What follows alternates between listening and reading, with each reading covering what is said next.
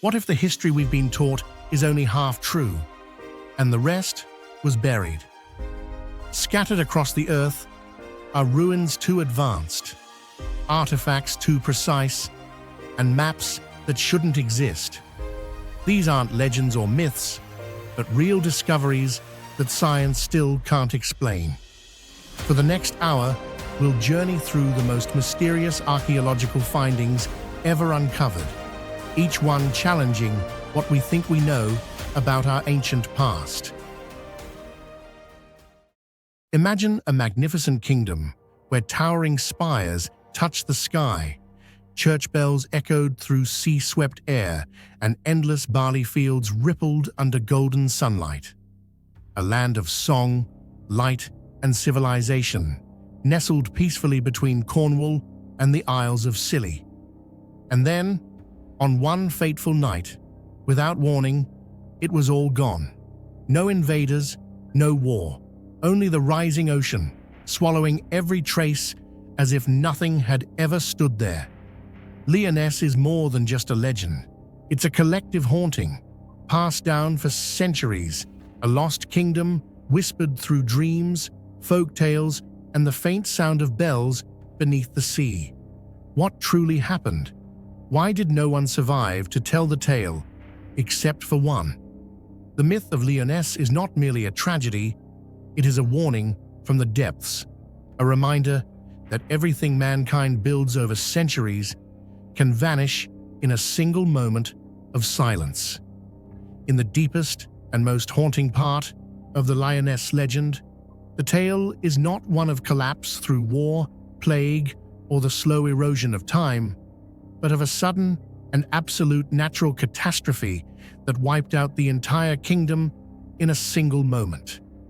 According to tradition, on a calm, starry night, when everything was as peaceful as any other, the sea suddenly receded and then rose into a towering wall of water as tall as a mountain, sweeping away everything in its path: the plains, villages, churches, and royal palaces. No one had time to escape. No warning bells were rung, only a deadly silence, followed by the ocean erasing all traces of what once was. In that moment of horror, only one survivor is ever mentioned: the knight Trevelyan. Sensing an ominous presence, he fled on his white horse toward Cornwall. When he looked back, his homeland had vanished beneath the sea. Not a single tower remained, not even a ruin. What makes the story even more mysterious is that the surname Trevelyan remains common in Cornwall today, as if the descendants of that lone survivor still live among us, carrying within their bloodline an ancient memory of a buried catastrophe. For many locals, the legend of Lyonesse is not just a myth, it is history erased by the sea. One of the most haunting details in the legend of Lyonesse lies in the mysterious accounts passed down by fishermen along the waters between Cornwall and the Isles of Scilly. For centuries, they have shared stories of strange and inexplicable experiences, as if something still lingers silently beneath the waves. They say that on rare, perfectly calm nights, one can hear the sound of church bells echoing from beneath the sea.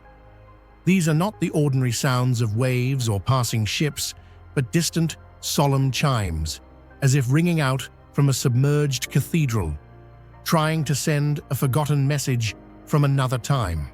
But it doesn't end with sound.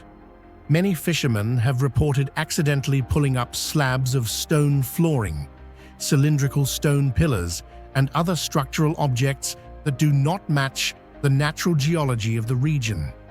Some even claim that under the light of the moon, on a windless night, they have seen faint outlines of underwater structures, like rooftops, staircases, or moss-covered stone walls. While no official archaeological evidence confirms the existence of a sunken city in this area, the consistent and long-standing nature of these folk legends, passed down since the 12th century, leads many to believe that somewhere beneath the layers of sea mud, Lyonesse still waits to be rediscovered. What do you think truly lies beneath the sea between Cornwall and Scilly? Could it be the remains of a forgotten kingdom, or just a natural phenomenon mythologized by human imagination? Share your thoughts in the comments below. According to many ancient texts and folk legends, Lyonesse was far more than just a coastal fishing village. It was once a vast kingdom with a developed urban system, said to include hundreds of towns, over 140 churches, and fertile fields stretching all the way to the horizon. These descriptions don't conjure the image of a small settlement, but rather a thriving center of civilization, with a clear social structure, a prosperous agricultural economy, and a rich spiritual and religious life. Some accounts even suggest that Lyonesse may have been a sacred cultural hub in the southwest of England, where ancient Celtic beliefs, folk magic, and Arthurian legends intertwined deeply. If these descriptions reflect any historical reality, then the disappearance of Lyonesse was not merely the result of a natural disaster. It was the sudden collapse of an entire culture on a continental scale. This might explain why Lyonesse frequently appears in tales surrounding the knight Tristan, the tragic love story of Tristan and Isolde, and the enduring legends of Camelot and the Round Table. Some bolder theories even propose that Lyonesse wasn't just an extension of Camelot. It may have been older than Camelot itself, serving as the foundational myth behind later legendary kingdoms in British literature. To later generations, Lyonesse was not merely a land that sank beneath the waves. It became a symbolic image of a lost civilization, too grand to be forgotten. Some modern geologists and archaeologists have attempted to decode the legend of Lyonesse by placing it within the context of geological changes following the last ice age, around 10,000 years ago. As massive glaciers melted, global sea levels rose significantly, submerging many low-lying coastal regions, including the land bridge that once connected Cornwall to the Isles of Scilly.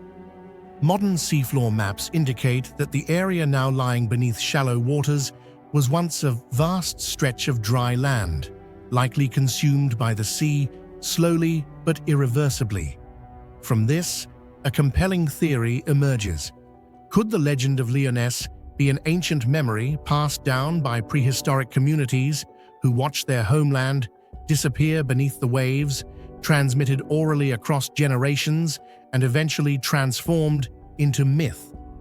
However, many scholars counter this view by pointing out a major inconsistency. If the flooding occurred in prehistoric times, then medieval details like churches, bell towers, and castles could not have existed, since human construction in Europe at that time was still extremely primitive. So how do we explain the presence of such clearly medieval imagery in the Lyonesse legend? The answer may lie in the layering of two different historical timelines: a real ancient memory from the distant past, later overlain with a romanticized, symbolic interpretation. As successive generations retold the story, not only with facts, but through the lens of their own beliefs, imaginations, and cultural consciousness. For centuries, Lyonesse has often been called the Atlantis of Britain, not only because of its sudden disappearance, but due to its striking similarities. A once thriving civilization, swallowed by a natural catastrophe, and now surviving only in legend. Both raise a haunting question. Have we lost a civilization that humanity never truly understood? Amid the misty plains of ancient England, where the wind sweeps across desolate fields and the sun rises in perfect alignment between colossal stones, stands a monument that has shattered everything we thought we knew about prehistoric human capability. It is neither a palace, nor a fortress, nor the work of modern times. It is Stonehenge, a mysterious stone circle, built more than 4,500 years ago, with multi-ton blocks arranged with astonishing precision. No one knows for sure who built it, for what purpose, or how. But one thing is clear: Stonehenge could not have been the product of random chance. It is a silent declaration of a lost knowledge system, a challenge directed at the finest scientific minds. Do we truly understand our ancestors?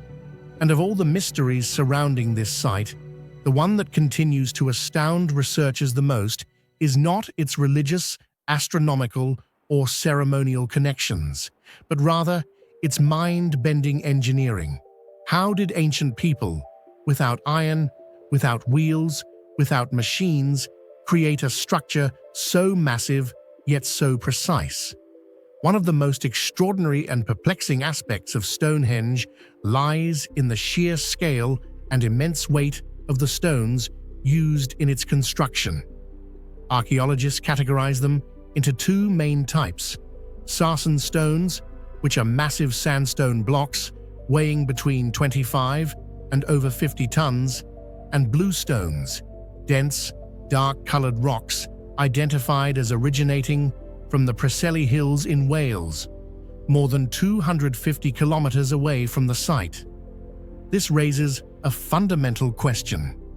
How could people of the Neolithic era, without iron tools, without wheels, without machines, transport dozens of these colossal stones across hilly terrain, rivers and valleys, and then erect them with such precision on the Salisbury Plain?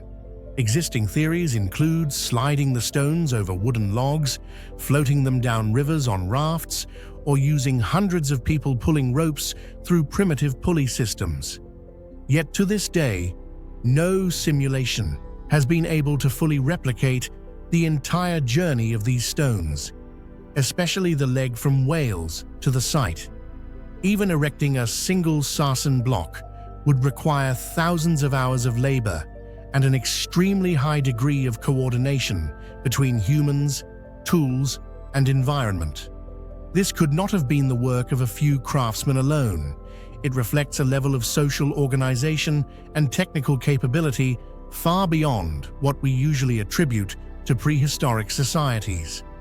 Such complexity has led to bolder theories that Stonehenge might be a remnant of a lost ancient technology, or the product of a non-written knowledge system that modern humanity has yet to rediscover.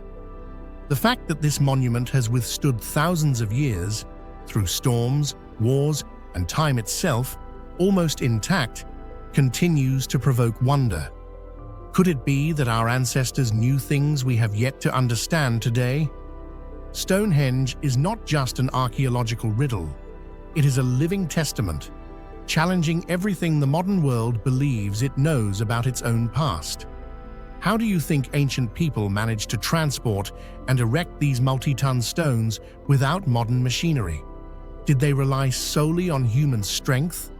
Or did they possess some kind of lost technology or special knowledge that we no longer understand? Share your thoughts in the comments below. We'd love to hear your theory. In addition to the astonishing feat of transporting and erecting massive stones, what continues to amaze archaeologists is the incredible precision in the geometric and astronomical design of Stonehenge. This structure is not a random pile of rocks. It was carefully arranged into concentric circles and horseshoe-shaped patterns, with its central axis aligned exactly with the sunrise on the summer solstice and the sunset on the winter solstice, two pivotal moments marking seasonal transitions in the year. Such an arrangement could not have been accidental. It suggests that the builders of Stonehenge were not merely laborers or farmers, but highly skilled astronomical observers capable of tracking the cyclical movements of the sun, moon, and other celestial events over long periods of time. In an era with no writing, no maps, and no telescopes to understand and preserve these cosmic patterns across generations was an achievement far beyond expectation. Based on this evidence, Many researchers believe that Stonehenge may have functioned as an ancient solar calendar or as a timekeeping device using shadows and sunlight, helping to determine the seasons, guide agricultural cycles, and organize religious ceremonies. The ability to design and construct such a precise cosmic tracking system in a society without modern measuring instruments is a truly astonishing testament to the scientific thinking of prehistoric humanity. What do you think about the possibility that ancient people tracked the movement of the sun and the cosmos to build Stonehenge with such precision? Could they have understood astronomy more deeply than we assume, or even possessed observational tools that history has yet to record? Share your thoughts below. Every perspective might open a new way of understanding. Building Stonehenge was far beyond the abilities of a small local tribe. It required a large, well-organized community with knowledge of engineering, astronomy, logistics, and food distribution. Excavations show that people migrated from various regions to participate in the construction, bringing livestock, food, and personal belongings. Such a large-scale cultural gathering suggests that Stonehenge was not just a structure, it was a national or regional ritual event, reflecting a highly complex level of social organization during the prehistoric era. When comparing Stonehenge to other ancient wonders like the Egyptian pyramids or the Mesopotamian ziggurats, many people forget that Britain at that time was a prehistoric society with no writing, no metal tools, and no centralized state. And yet, in the middle of a seemingly wild and primitive landscape, these so-called simple people managed to construct a monumental structure on a scale and with a precision that challenges both time and modern intellect. One scholar once remarked, half ironically but profoundly, if Stonehenge had been built in the Middle East or Egypt, it would have been considered the heart of an empire. But because it lies in the remote West, we've underestimated its true significance. Because of this, some theories have moved beyond conventional archaeology, suggesting that Stonehenge may be a remnant of a lost ancient civilization, one that thrived long before recorded history began. A culture never chronicled in any written text, but one that left behind a monument so extraordinary it still compels modern humanity to look up in awe and wonder. Today, Stonehenge is not just a tourist destination, it's a pilgrimage site for millions each year, from scientists and spiritual seekers to lovers of ancient mysteries. Each visitor comes with questions and leaves with awe. Despite centuries of research, the true purpose of Stonehenge remains elusive. Was it an ancient observatory, a gateway between worlds, a sacred ritual site of a forgotten society, or a marker of some celestial or spiritual epicenter on Earth? Stonehenge continues to stand as a silent sentinel, challenging us to remember, to question, and to wonder. Share your thoughts in the comments below. We'd love to hear your theory. December 5th, 1945. Under the clear skies of Florida, 5 training aircraft took off as usual from Naval Air Station Fort Lauderdale. No warnings, no distress calls. But just a few hours later, the entire squadron and its crew vanished without a trace, as if they had simply dissolved into thin air. No one could have predicted that this seemingly routine training flight would become the greatest aviation mystery in U.S. military history, and the origin of the most terrifying legend of the Bermuda Sea. No Mayday signal, no debris washed ashore. And even more chilling, the rescue team sent to find them also disappeared in the same way. From that moment on, the name Flight 19 ceased to be just a military designation. It became a symbol of nameless fear between sky and sea, where the laws of physics we rely on suddenly seem to break.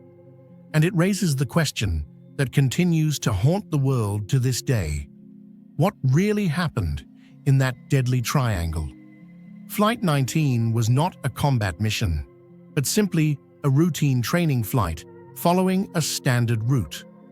5 TBM Avenger torpedo bombers, some of the most modern and reliable aircraft in the US Navy at the time, carried 14 pilots and trainees as they departed from Fort Lauderdale in the early afternoon.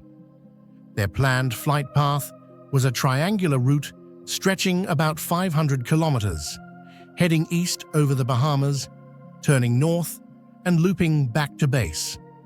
Leading the squadron was Lieutenant Charles C. Taylor, a veteran with extensive combat experience from World War II. However, he was unfamiliar with the geography of the Florida coastline. Still, with navigational instruments at their disposal, the mission was considered safe and straightforward. But just about an hour into the flight, the first signs of trouble began to appear. Lieutenant Taylor's voice over the radio grew confused and anxious. His compass had stopped working, and he was no longer certain of their location. All visual navigation efforts proved futile, as he stated that even the scenery below, the ocean itself, didn't look as it should. His later words, captured over the radio, sounded like a farewell echoing through the sky. "We can't determine direction. Everything is wrong. Even the ocean doesn't look like it usually does." Control towers tried to establish contact and guide the squadron back, but it seemed as if the entire team had wandered into an invisible maze between the sky and the sea. Their signals grew weaker, more fragmented, and finally cut out entirely at around 7 p.m. From that moment on, Flight 19 vanished without a trace, as if all 5 planes and 14 men had been swallowed by something far beyond human understanding. Immediately after Flight 19 lost contact and ceased all responses, the US Navy launched an emergency search operation. A PBM Mariner seaplane, an aircraft specifically designed for maritime patrol and rescue missions, was dispatched with 13 crew members on board. But in a shocking twist, the rescue plane also vanished just minutes after takeoff. There were no distress signals, no location updates, no final messages. Everything happened in complete silence. A nearby merchant ship reported seeing a ball of fire exploding in the sky, possibly the PBM Mariner, detonating in mid-air, but nothing was ever conclusively verified. In less than 3 hours, 27 people had completely vanished from the world, leaving behind no trace. In the days that followed, the US Navy launched one of the largest search efforts of the post-war era. Dozens of warships, reconnaissance planes, and hundreds of personnel combed the area from the Florida coastline to the eastern Bahamas. But the result stunned the world. Not a single piece of wreckage, not a single body, not one clue was ever found. Flight 19 and the rescue aircraft seemed as if they had never existed at all. What do you think really happened to both Flight 19 and the rescue team? Was it human error, a mysterious natural phenomenon, or something far beyond our understanding? Share your theory in the comments. The disappearance of Flight 19 not only baffled the US military, but also immediately sent shockwaves through the public and the media. An experienced flight squadron vanished under good weather conditions without a single distress signal, without a single piece of debris. This went far beyond the scope of any ordinary aviation accident. Under pressure from the public and the victims' families, the US Navy launched a large-scale investigation, compiling full weather data, flight logs, and testimonies from the last radio contacts. However, the final conclusion only deepened the mystery. The cause was officially recorded as unknown, Several theories were proposed, such as navigational errors, instrument failure, sudden weather shifts, or spatial disorientation, but none were backed by concrete evidence. And from that, the classic question emerged. How could an entire squadron and its rescue team vanish completely at the same time, leaving no trace, especially in waters not far from the coast? It was from this very mystery that the name Bermuda Triangle began to spread. The area between Florida, Bermuda, and Puerto Rico gradually became associated with unexplained phenomena: magnetic anomalies, time distortions, disappearing instruments, even portals to other dimensions. Flight 19 became the very first symbol of a maritime legend that modern science has yet to unravel. More than 70 years have passed since the disappearance of Flight 19, yet this mystery remains unsolved.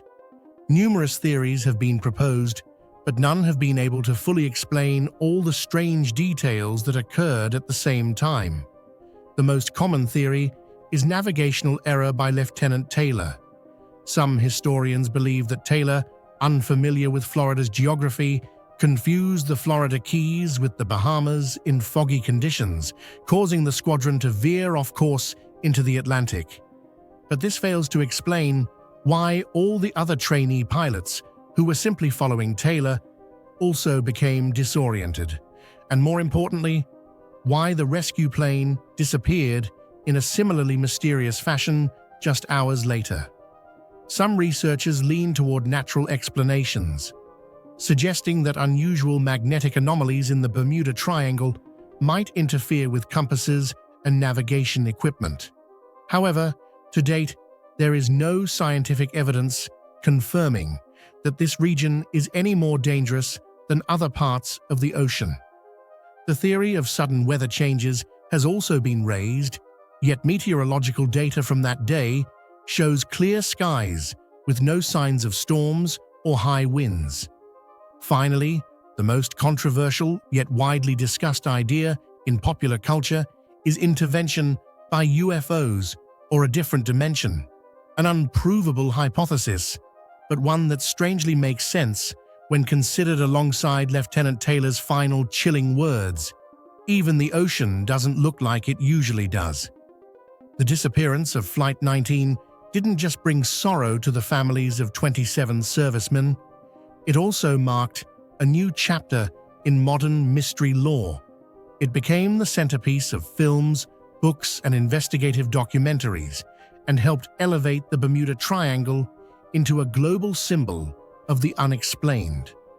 Flight 19 wasn't merely an accident, it became a symbol of humanity's enduring question: are there laws of the universe that we still don't understand?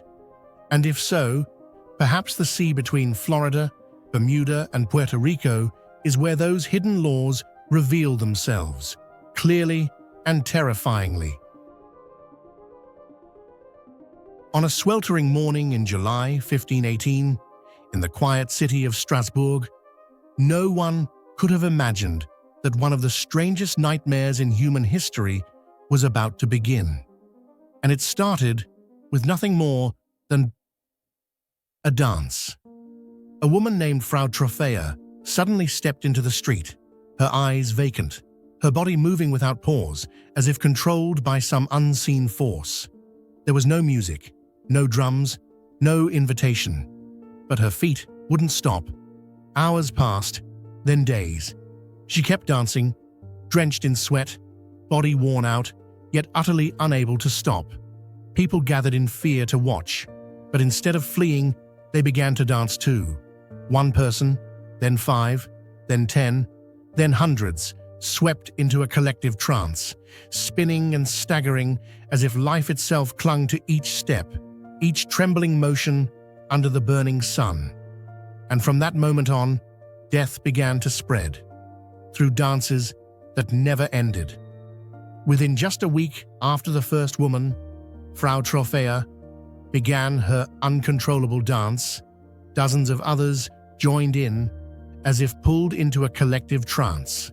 and only a few weeks later, the number of participants had surpassed 100, with some accounts reporting up to 400 people dancing simultaneously in the streets of Strasbourg. What was striking was that they showed no signs of joy, no communication, no emotional expression. With blank faces and vacant eyes, they simply kept dancing, heedless of the scorching summer sun, their bodies soaked in sweat, and their feet bleeding from endless friction against the cobblestone streets.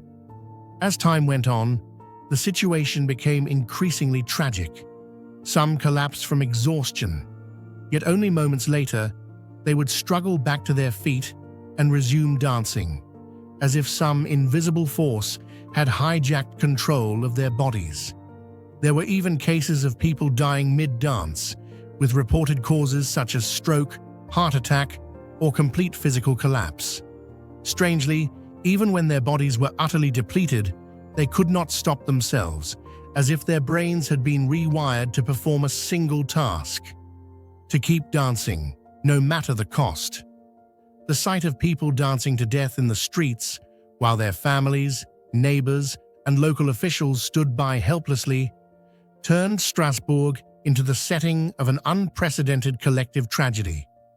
It was no longer an isolated behavior. It had become a behavioral epidemic, where both body and willpower seemed to have been stripped away. And from there, the nightmare continued to spread, without any sign of stopping.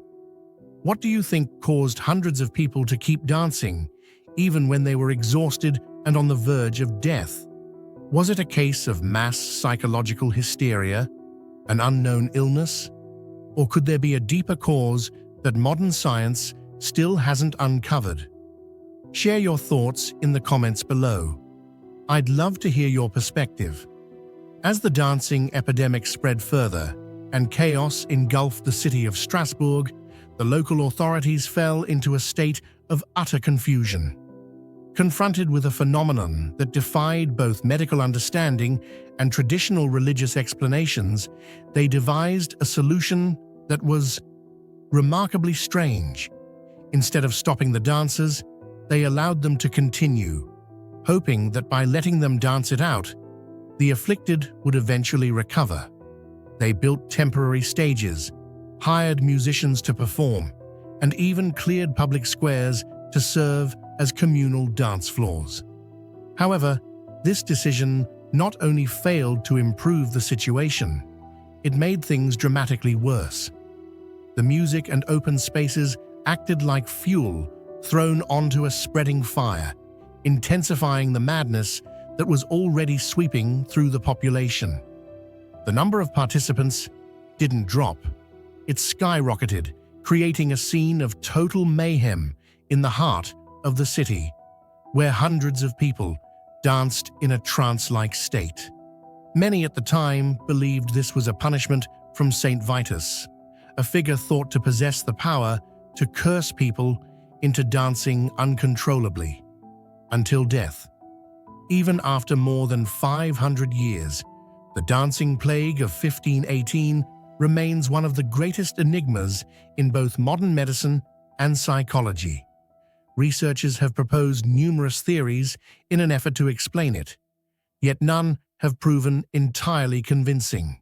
One of the most widely accepted explanations is ergot poisoning, a mold that grows on rye and produces LSD-like compounds capable of causing hallucinations, seizures, and delirium.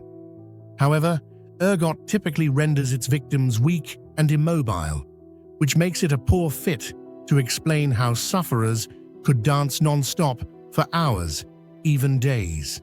A second theory points to mass psychogenic illness, also known as mass hysteria. Given the context of Strasbourg at the time, with famine, disease, and intense religious anxiety weighing heavily on the population, it's not impossible that an extreme psychological episode occurred and spread like a kind of social virus, leading hundreds to genuinely believe they had no choice but to dance. Yet even this theory leaves troubling questions. Why did the reaction manifest as dancing? And how could it lead to death? Some scientists have explored neurological explanations, such as Parkinson's disease, epilepsy, or rare movement disorders, but historical accounts indicate the victims weren't seizing or unconscious. On the contrary, they appeared fully awake, dancing continuously with expressionless faces, as if compelled by a force beyond their control. This elusive nature, straddling the boundaries of body, mind, and society, is what makes the event a mystery that transcends time, one that science still has not fully unraveled. Although the dancing plague of 1518 in Strasbourg is the most well-known, it was not the first time such phenomena appeared in European history. From the 14th to the 17th centuries, multiple records describe groups of people in Germany, the Netherlands, and Switzerland falling into uncontrollable dancing states, as if under a trance or driven by an invisible force. However, none of these incidents matched the severity of the Strasbourg event. Hundreds of participants, continuous dancing that lasted for weeks, and notably numerous deaths that occurred during the act itself. This overwhelming scale, duration, and deadly consequence have led modern researchers to believe that the incident was not merely a case of psychological disturbance or isolated disease, but rather the climax of a deep societal crisis in which fear, religious superstition, and extreme day-to-day stress combined into a collective response beyond the reach of contemporary and perhaps even modern medical understanding. To this day, the dancing plague of 1518 remains a deeply fascinating subject, frequently explored in academic studies on crowd psychology, the impact of social stress on human behavior, and the complex relationship between belief, the body, and the community. Beyond historical texts and medical journals, this phenomenon has also inspired documentaries, stage musicals, and modern works of art. Its lasting intrigue lies in a haunting, timeless question. What could drive hundreds of people to keep dancing until they collapsed and died? A question that not only pushes the boundaries of medicine, but also challenges our deepest understanding of human nature. One of the earliest prominent theories is the natural electrochemical reaction hypothesis. According to this idea, the geological composition of the Hesse-Darling Valley contains high concentrations of metals like iron, zinc, and sulfur, elements capable of producing electrochemical reactions when interacting with groundwater or changes in subsurface pressure. Some researchers suggest that the bedrock beneath Hesse-Darling could function like a massive natural battery, generating weak electric currents that result in glowing plasma formations. A second theory focuses on the concept of cold plasma. This is a form of ionized matter that exists at low temperatures and may form when methane or organic gases rise from moist soil or marshes, then interact with the unusual magnetic field present in the Hesse-Darling region. The interaction could create glowing orbs that last from a few seconds to several minutes, hovering in mid-air without any obvious lifting force. Another explanation involves subtle seismic activity. Some geophysicists hypothesize that the Hesse-Darling lights may be caused by minor underground movements in the Earth's crust, not strong enough to trigger earthquakes, but sufficient to release energy in the form of light or electromagnetic pulses. This may represent a type of pre-seismic signal, yet to be recognized in other regions. However, beyond conventional scientific reasoning, there are those who believe the Hesse-Darling lights are evidence of extraterrestrial technology, or at least a phenomenon created by non-human intelligence.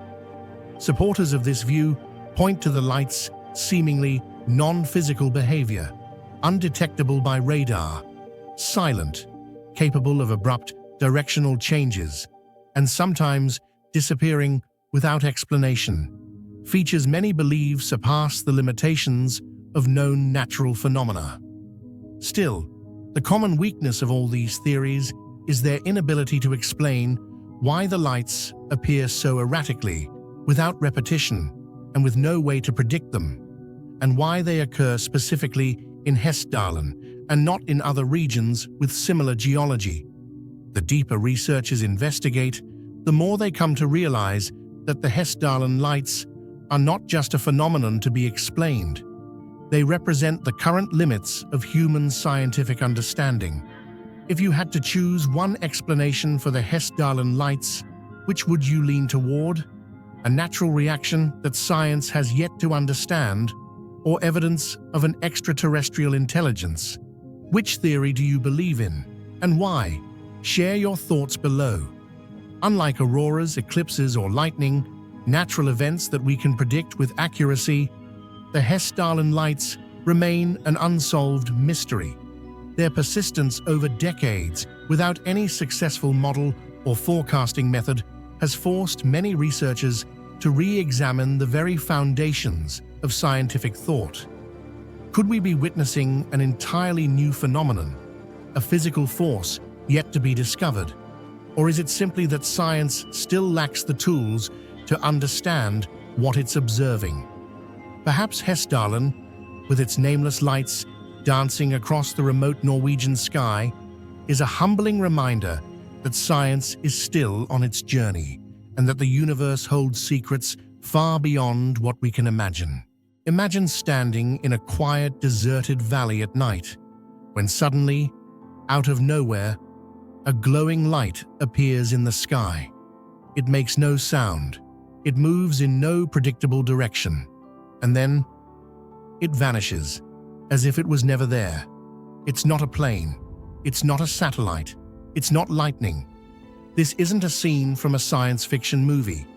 It's a real phenomenon that has been recorded for over 40 years in Norway's Hessdalen Valley. Locals call them the Hessdalen lights, mysterious glowing orbs that appear without warning, sometimes for just a fleeting moment, sometimes lingering for minutes. Since the early 1980s, this phenomenon has puzzled not only the people who live there, but also scientists, UFO researchers, and astronomers around the world, all asking the same question. What exactly are these lights? And more importantly, why do they defy everything we think we know about nature? Among the many strange aspects of the Hessdalen lights phenomenon, the one that challenges scientists the most is its repetitive appearance without following any specific pattern.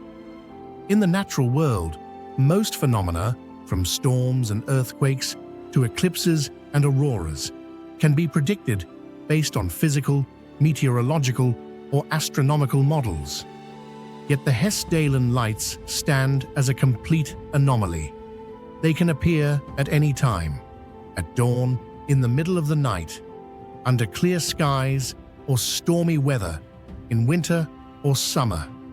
Sometimes the lights hover motionless, as if suspended in the sky, while at other times they shoot off at unpredictable speeds, zigzagging in seemingly impossible patterns before vanishing without a trace.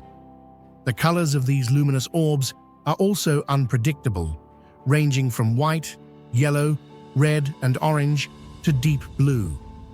In some cases, the lights are so bright they can illuminate large areas of the valley, and yet no one can predict when they will appear again. At times, they are seen night after night for several weeks, only to suddenly vanish for months. All attempts to forecast them based on lunar cycles, fluctuations in Earth's magnetic field, weather conditions, humidity, or wind patterns have yielded no consistent results. As a result, many researchers have begun referring to Hessdalen as a zone beyond the laws, a place where the seemingly universal rules of physics are inexplicably suspended. This is not just a mystery of nature, but a direct challenge to the foundations of modern scientific thought. What do you think? about a natural phenomenon that can't be predicted and doesn't follow any known laws of physics? Is it simply the limit of today's science? Or could it be a sign of something far beyond human understanding? Share your thoughts in the comments below. Between 1981 and 1984, the Hessdalen lights appeared with such astonishing frequency that they could no longer be ignored. On average, between 15 and 20 sightings were recorded each week, a number far exceeding that of any typical natural phenomenon observed repeatedly in the same location. This caught the attention not only of Norwegian media, but also of the international scientific community. In response to the growing mystery, a dedicated research initiative called Project Hessdalen was officially launched in 1983. The project deployed a wide array of advanced equipment throughout the valley, including infrared cameras, magnetic field sensors, radar units, long-exposure video recorders, and electromagnetic signal detectors, all operating around the clock. The data collected quickly astonished researchers. Hundreds of photographs, video clips, and signal recordings revealed extremely unusual characteristics. The lights did not reflect radar, suggesting they were not solid objects like aircraft. They emitted no sound whatsoever, even when moving at high speeds. They could split into smaller orbs and then merge back into a single mass. And in some cases, they emitted low-frequency electromagnetic waves, hinting at the possibility that this could be a previously unknown form of natural plasma. Despite the wealth of visual evidence and scientific measurements, the origin and operating mechanism behind the Hessdalen lights remain a complete mystery to this day. Given the strange and unpredictable nature of the Hessdalen lights, many scientists have attempted to propose theories to explain the phenomenon. However, while each theory may offer a reasonable explanation for certain aspects, none has successfully accounted for the full complexity of the phenomenon, especially its irregular, patternless recurrence. Amid the cold winds sweeping across Sweden's Öland Island lies a ring of ancient stone walls, silent and still, as if whispering a secret long buried for over 1,600 years. This is Sandbyborg, an oval-shaped fort that once served as a peaceful home for dozens of families during the Iron Age, but where once echoed the laughter of children and the crackle of cooking fires, there now remain only motionless skeletons beneath layers of sand and earth, as though time itself had frozen in place, following a sudden, horrifying disaster. There were no survivors, no stories passed down. No one ever returned to bury their loved ones. All signs of daily life were interrupted in an instant, during meals, during sleep, during the quiet rhythm of ordinary living. And for more than a millennium and a half afterward, no one dared to return. What happened at Sandbyborg? Who struck? And why did they leave everything untouched, like a chilling snapshot of death? The answers remain buried in the ruins, alongside the whispers of souls that were never laid to rest. Excavations at Sandbyborg revealed a shocking scene. Not the remains of an abandoned settlement, but a community wiped out in a sudden massacre.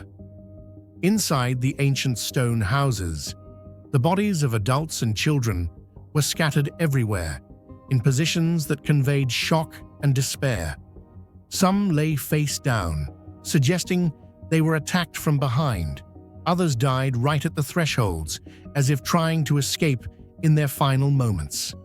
There were no signs of organized resistance, no evidence of battle, no use of defenses, no signs of chaos. Every death happened silently, swiftly, and decisively. What's even more chilling is that no one ever returned to bury the dead. There were no traces of burial or cleanup. Precious items like gold rings, silver bracelets, weapons, and uneaten food remained untouched, completely unlooted. This proves that the attackers didn't come to steal, but to destroy. The entire community was eliminated within a matter of hours in broad daylight, leaving not a single survivor to tell the tale. One archaeologist stated with sorrow, "This doesn't look like a village that was abandoned. This was a massacre." What do you think really happened on that fateful day at Sandbyborg? Was it a massacre driven by hatred, a political conspiracy, or something we can't yet imagine? If it were up to you, where would you begin to investigate the truth buried for over 1,600 years? Share your theory in the comments. Every perspective could help uncover this ancient mystery. Normally, after a major calamity, survivors return to bury their dead, or other groups move in to reclaim the abandoned land. But at Sandbyborg, that never happened. No new structures were ever built, and there were no signs of reoccupation or renewed activity after the massacre. Every item, from weapons, pottery, and precious jewelry to half-cooked food left in pots, remained exactly where it was, as if abandoned in panic and then forgotten forever. Most striking of all, there were no signs of looting, even though the site held many valuable goods.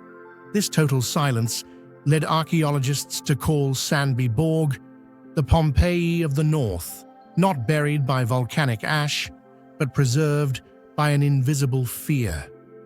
There was something about this massacre that silenced the entire surrounding region for over 1,600 years. Unlike typical raids, where attackers seize valuables and flee, at Sandbyborg, every precious item was left untouched.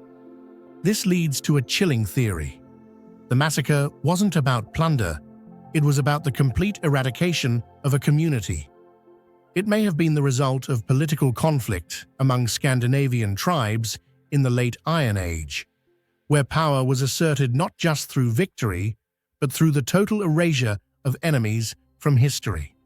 Another possibility is that it was a ritual act of vengeance, where brutality served as a warning, turning Sandbyborg into a forbidden land, a place no one dared to return to. The fact that the dead were never buried only amplifies the symbolic weight of the massacre. The victims were denied both physical and spiritual dignity, left behind as a grim warning etched into the desolate landscape. Inside the stone houses of Sandbyborg, archaeologists uncovered a scene so horrifying it transcended conventional archaeology.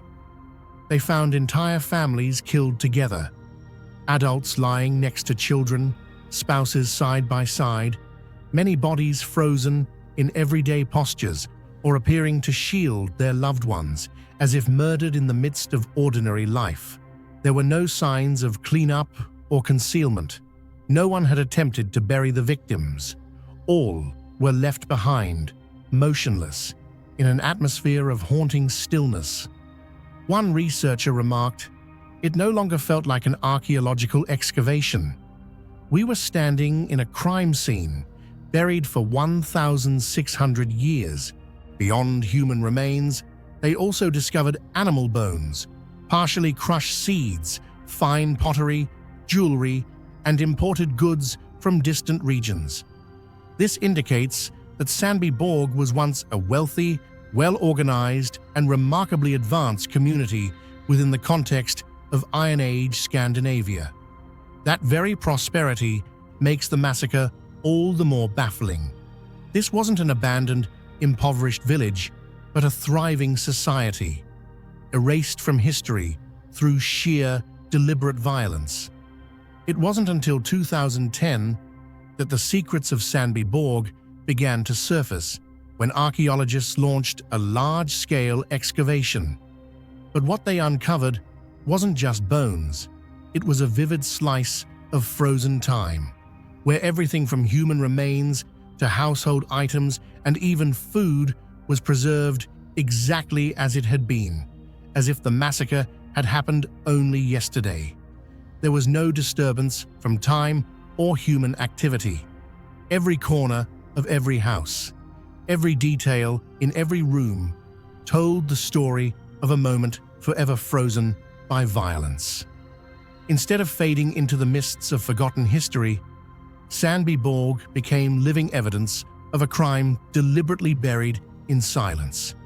What's more haunting is that in ancient Norse culture, leaving the dead unburied was considered a severe taboo. It was not only seen as disrespectful, but it was also believed to trap the soul, preventing it from passing on, dooming it to wander the earthly realm. Perhaps that's why, for over a millennium, no one dared to return to Sandbyborg, not out of forgetfulness, but out of fear of something that had never been named.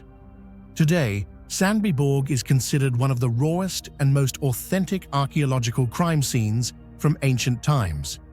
There are no written records, no passed-down legends, only death itself, bones, and abandoned objects, telling their own silent story. This event reminds us that there may be other fortresses, other communities like Sandbyborg, still buried beneath the earth, waiting to be discovered. And when the ancient stone walls are unearthed again, the past may chill us more than any story ever written.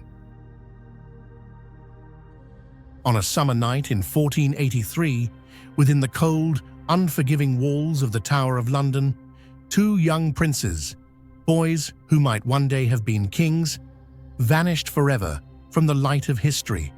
No witnesses, no warning, no bodies ever found.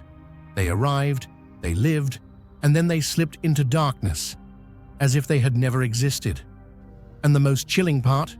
No one dared to ask what really happened. This wasn't an ordinary mystery. It was a stain on royal history that can never be washed away. A question left unanswered for over 500 years, and a haunting reminder that power can conceal even the darkest of crimes, especially when the victims are two children who never had a chance to defend themselves. The story of the princes in the tower is not merely an unsolved enigma. It is a tragedy of silence, betrayal, and the terrible cost of the crown. And to this day, history still lacks the courage to answer the question, where did they go? The two princes, Edward and Richard, were sons of King Edward IV and Queen Elizabeth Woodville, members of the powerful House of York. Edward, the elder, was born in 1470 and raised with all the expectations of a future monarch. But in April 1483, when Edward was just 12 years old, his father suddenly died, thrusting the boy into the position of heir to the throne, becoming King Edward V in name.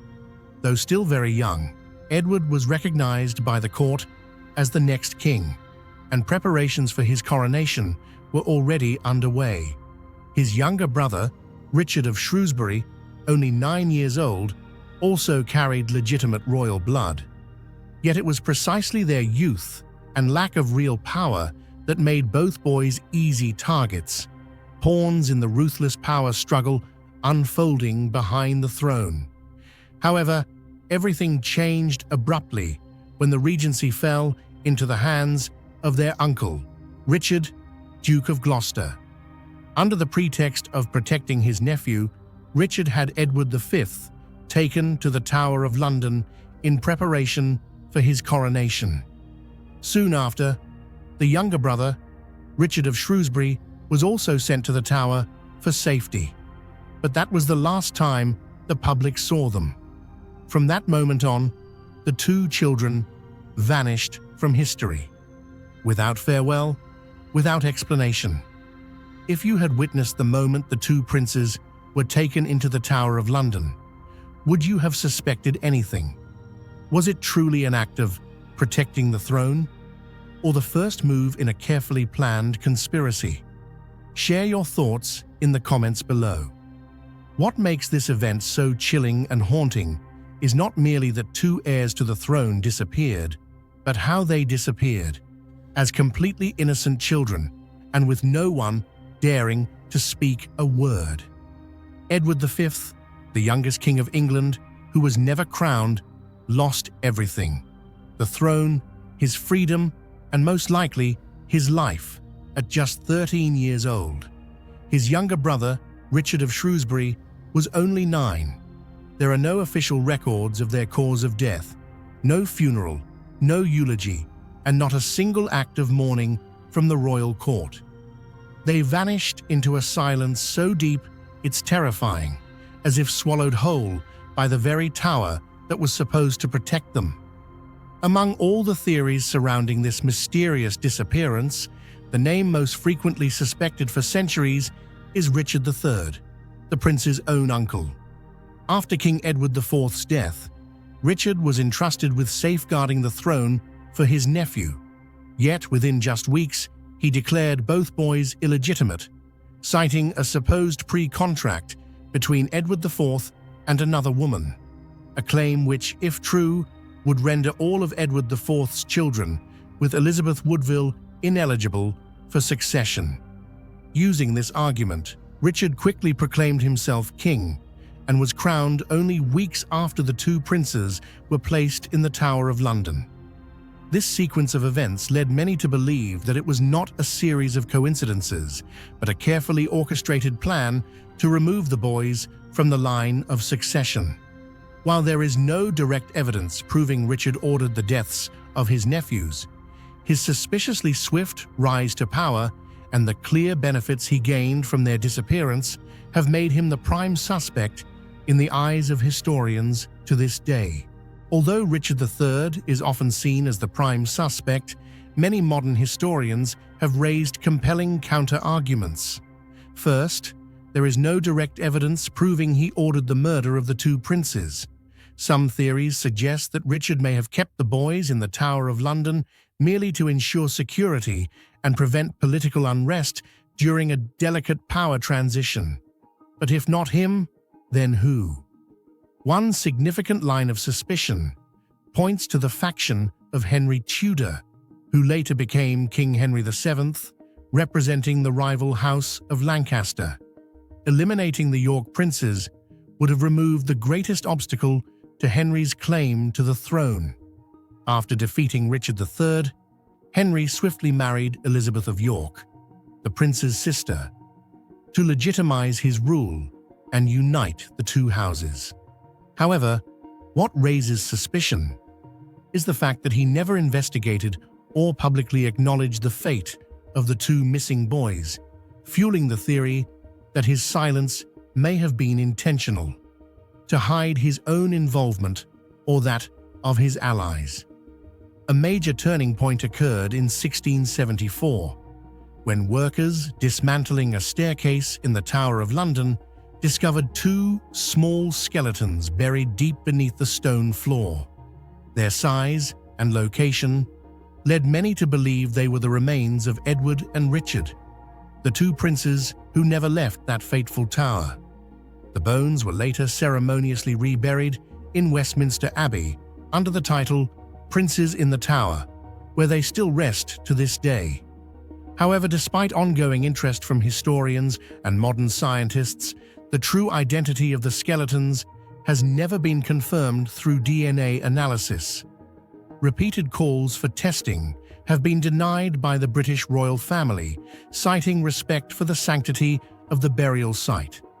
This silence has only fueled suspicion, are secrets from the past being deliberately concealed? And if the truth were revealed, could it shake the sacred symbols of royal history? If modern technology could confirm the identity of those two skeletons, do you think the royal family should allow DNA testing? Would uncovering the truth help clarify history? Or would it unleash unpredictable political and symbolic consequences? Share your thoughts below. This event was not just a disappearance. It became a symbol of power gained at any cost. Two children, born to be kings, were quietly erased from history because they posed a threat. No resistance emerged from the court, No one dared to question what had happened. The royal family, the church, the army, and the people all chose silence, as if everyone understood what had occurred, but no one was willing to speak it aloud. More than 5 centuries have passed, yet the disappearance of Edward V and Richard of Shrewsbury remains one of the greatest mysteries in British royal history. It has inspired hundreds of books, plays, and documentaries, from Shakespeare's Richard III to modern films, all trying to piece together the fate of the forgotten princes. Each new generation presents new theories, but the central question remains: where did the princes go? Were they truly murdered? And if so, who did it? Perhaps the most chilling part is not that they were murdered, but that they were forgotten by those who were supposed to protect them. 2 children, never crowned, never released from the Tower of London, and perhaps never even allowed to live as who they truly were meant to be.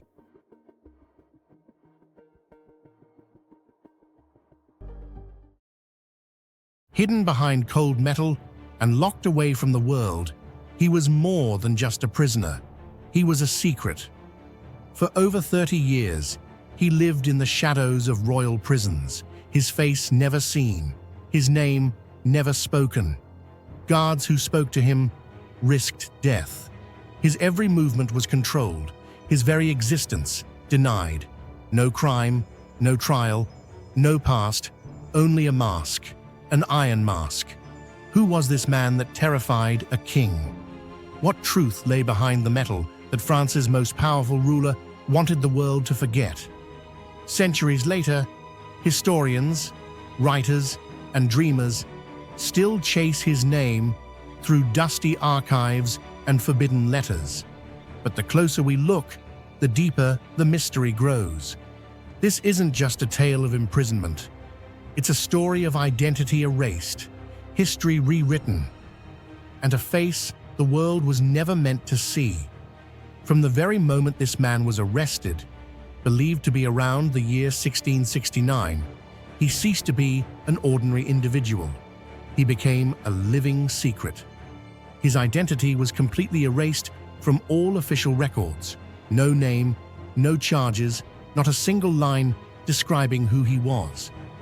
Every document related to him used a pseudonym or coded reference, and all guards were strictly warned that speaking to him or even mentioning him even once could cost them their lives. Even more strangely, he was always forced to wear a mask, never allowed to let anyone see his face. The legend of the Iron Mask may be an exaggeration. Old records suggest that the mask was originally made of black velvet or thick cloth. But the important detail wasn't the material, it was the purpose. The mask wasn't merely to hide a face, but to erase an existence, to turn him into a nameless, faceless, voiceless shadow, a ghost in the cold prison cell of history. The biggest question has always been, why? Why would someone who had no trial, who never resisted, be treated as though his very existence was an intolerable threat? And it is this silence, this deliberate concealment, that has kept the mystery burning for centuries. What do you think about the extreme measures taken to conceal this man's identity? In your opinion, what could justify erasing someone's name from history so completely? Was he a man who carried a dangerous secret, or someone the world was never meant to know existed? Share your thoughts in the comments below. Unlike other inmates in 17th century France, this man was given strangely dignified treatment. His cells were private, his clothes and meals were of high quality. He was entrusted to the care of Benin d'Auvergne de Saint-Marc, a respected prison warden who oversaw his confinement across several locations: Pignerol, Exil, the fortress of Sainte-Marguerite, and finally, the infamous Bastille. Saint-Marc followed this one prisoner for over 3 decades, bringing him along whenever he changed posts. This is unheard of in the history of royal prisons. It suggests the prisoner's identity and secrecy were considered so critical that only one man could be trusted to oversee it. And yet, through all these years and locations, not once was the prisoner allowed to show his face. No confirmed identity, no testimony, no formal charges. What remained was a name erased from history and a face hidden behind a mask. It is precisely this complete void that has given rise to countless theories over the centuries. Historians, writers, and conspiracy theorists alike have each crafted their own version of who the man behind the Iron Mask might truly have been. One of the most frequently mentioned names is Eustache Dauger, a valet who was imprisoned at the same time the masked man appeared. Some believe Dauger possessed sensitive political secrets tied to the ruling elite, and that his real identity was hidden to prevent any possibility of disclosure. Others point to Count Ercole Antonio Mattioli, an Italian diplomat who betrayed King Louis XIV in a secret treaty and was allegedly kidnapped as punishment. There are also speculations that he was a nobleman who witnessed an act of treason, a living witness carrying information the royal court never wanted exposed. But the most famous and haunting theory is that he was the secret twin brother of King Louis XIV, a child born at the same time as the king, but hidden away to prevent any threat to the line of succession. This theory was first proposed by Voltaire and later dramatized by Alexandre Dumas in his famous novel The Vicomte of Bragelonne. It perfectly explains the special treatment, the lifelong imprisonment, and the obsession with secrecy. For if the man behind the mask truly shared royal blood, then his very existence was enough to endanger the absolute monarchy of France. And that is why, even to this day, this theory remains the most haunting version in the minds of generations that followed. Which theory do you find most convincing about the man in the Iron Mask? Do you believe he was a valet who knew dangerous secrets, a traitorous diplomat, or truly the hidden twin brother of King Louis XIV? If history intentionally erased someone's identity, who do you think it was, and why? Share your thoughts in the comments below. Unlike other political prisoners, who often left behind diaries, letters, or secret last words, the man in the Iron Mask left no trace whatsoever. No memoirs, no scraps of writing, not a single message. Some sources even claim he never uttered a word during his entire imprisonment. Other records describe him as educated and courteous, but resigned to total silence, as if it were an unbreakable destiny. One prison report mentioned a guard who accidentally saw his face and was later found dead under mysterious circumstances. Whether fact or legend, this story reinforces the belief that his face alone could have brought down an entire regime. Just imagine, for over 30 years, a man was forced to hide not only his thoughts, but even the very shape of his own face. On November 19, 1703, the man in the Iron Mask took his final breath inside the Bastille. Yet, even in death, he was not given back his identity. His burial record listed him as Marchioli, a completely fabricated name with no connection to any known historical figure. All of his personal belongings, from clothing and bedding to the smallest scraps of paper, were completely burned. Any correspondence or notes related to him were either sealed away or destroyed beyond recovery. Why such a thorough erasure? Hiding his face was not enough. To those in power, his very existence had to be erased from historical memory, as if he had never lived, as if the truth he carried had to be buried forever beneath the earth. Such absolute obliteration is extremely rare, even among the most dangerous political prisoners, which shows that even in death, he was still considered a threat. The story of the man in the iron mask is not just about one individual. It's a reflection of an era, of monarchy so powerful it could erase a human being completely. It shows a system where the truth could be locked away forever, guarded more tightly than any treasure. Today, we live in a world obsessed with exposure and revelation. But this story reminds us that sometimes the most powerful act is not to tell, but to silence. Despite modern historians debunking some of the more colorful theories, the mystery remains unsolved. No consensus has been reached, no definitive identity confirmed. For every newly unearthed document, there are new contradictions. Every attempt to close the case only adds new shadows. Perhaps that's the real power of this story. It forces us to ask, how much truth can be buried? How many faces were lost to history? And how close have we come to forgetting entire lives just because someone in power decided to hide them? Imagine an ancient cloth.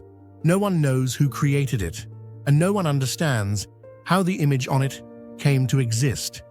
A faint silhouette of a man, bearing the marks of pain and death. Not a painting, not a print, and certainly not a product of the digital age. This is the Shroud of Turin, a mysterious relic that has challenged the boundaries of science and faith for over 700 years. Stretching more than 4 meters in length, the linen bears a faded image of a crucified man, marked with wounds from a crown of thorns, scourging, and iron nails. The image eerily matches the biblical descriptions of the death of Jesus Christ. But what stuns the world isn't just the story of faith. It's how this image exists. No pigment, no ink, no brushstrokes, only light and mystery embedded in the fabric's very fibers. In an age where we can 3D print organs and digitally reconstruct fossils millions of years old, this ancient cloth still poses a question no one can answer. How can a flat piece of fabric contain 3-dimensional data of a human body? In 1898, an event shook both the scientific and religious worlds. Italian photographer Secondo Pia captured the first photographic negative of the Shroud of Turin, and the result left the world stunned. To the naked eye, the image on the cloth appeared as a faint, yellowed blur, nearly impossible to make out. But under the camera lens and through the negative film, the portrait of a man with clear facial features, skeletal structure, bloodstains, and wounds emerged in astonishing detail, resembling an actual photograph of a corpse. What amazed experts wasn't just the realism, but the strange nature of the image itself. It contained light and dimensional information invisible to the human eye. How could a photographic negative reveal such depth and clarity without complex light data embedded in the fibers? This discovery raised a question that still sparks debate today. If it wasn't painted or printed, then how was the image created? In 1976, 2 NASA engineers, John Jackson and Eric Jumper, conducted an unexpected experiment using a device called the VP8 image analyzer to study the negative image of the Shroud of Turin. This specialized tool is capable of converting light intensity into 3-dimensional depth data, originally designed for medical imaging and satellite photo analysis. They expected to get a distorted image, as is typical when analyzing any standard photograph. But instead, the result was a fully formed 3-dimensional model of the man's face and body imprinted on the cloth, with clearly defined anatomical features. Deep eye sockets, high cheekbones, a straight nose bridge, a protruding chin, all matching human proportions with remarkable accuracy. Not just the face. The entire body on the shroud exhibited precise, 3-dimensional depth, a raised chest, knees, arms, and the curvature of the back, as if someone had scanned the corpse and recorded the elevation of every body part into the fabric. Even more astonishingly, the bloodstains obeyed the laws of gravity, flowing in directions consistent with a body lying flat, something almost impossible to fake in a traditional painting. This discovery completely changed how scientists viewed the shroud. The image is not merely art or religious symbolism. It resembles a complex physical and biological recording with an unknown origin. To this day, no known technology or technique, not even with modern advancements, has been able to replicate the same visual effect, especially on linen fabric. If the shroud truly originated in the Middle Ages, then its creation predates 3D imaging technology by over 700 years, a fact that even the most skeptical scientists cannot easily dismiss. What do you think about this discovery? If a flat piece of cloth truly contains accurate 3D information of a human body, does that point to an unknown technology, a supernatural event, or something else entirely beyond our current understanding? Share your thoughts in the comments. Do you lean towards science, faith, or a completely new theory? When scientists examined the Shroud of Turin under high-resolution microscopes, they discovered something truly bizarre. The faint image on the fabric exists only on the outermost surface of the linen fibers, without penetrating deeper, like ink or traditional dyes would. There were no signs of brushstrokes, binders, pigments, or ink traces. Remarkably, they found no fingerprints or mechanical markings indicating human contact or manipulation. In other words, there is no physical evidence that the image was created using any manual or traditional technique. Some modern hypotheses suggest the image may have been formed by a burst of intense radiation, ultraviolet light, or a yet unknown biological process, possibly even a kind of energy discharge from the human body during a unique moment. However, no scientific model has ever successfully reproduced this effect, and none of the theories proposed so far have been supported by conclusive evidence. One of the most compelling pieces of evidence that has led scientists to seriously investigate the Shroud of Turin is the presence of real bloodstains on the fabric. Modern chemical analysis has confirmed that it is indeed human blood, classified as type A-B, a rare blood type, but notably common among Middle Eastern Jewish populations, aligning with the historical background traditionally associated with Jesus. Even more striking, the blood contains an unusually high level of bilirubin, a biochemical marker typically found in individuals who have suffered extreme physical trauma shortly before death, such as torture or execution. Moreover, the placement of the bloodstains perfectly matches biblical descriptions: nail wounds in the wrists and feet, a spear wound in the side, and dozens of tiny puncture wounds across the forehead, consistent with a crown of thorns. Many forensic experts assert that this is not a symbolic or artistic interpretation. It is a medically accurate representation of a body subjected to brutal punishment, a level of anatomical detail that would have been nearly impossible to depict with such precision using medieval artistic methods. If the bloodstains on the cloth are real, and they perfectly match the biblical account of the crucifixion, what does that imply? Is this undeniable evidence of a sacred historical event, or merely a coincidence so strange it defies logic? What do you think is the most reasonable explanation? Share your thoughts in the comments below. In 1988, 3 prestigious laboratories performed carbon-14 dating on samples taken from the shroud. The results dated the cloth to somewhere between 1260 and 1390 AD, leading to widespread claims that it was a medieval forgery. However, many experts challenge this conclusion. The sample used for testing came from a corner that had been rewoven after a fire in 1532, possibly contaminated with newer materials. Moreover, centuries of exposure to heat, smoke, bacteria, and human handling could have distorted the radiocarbon results.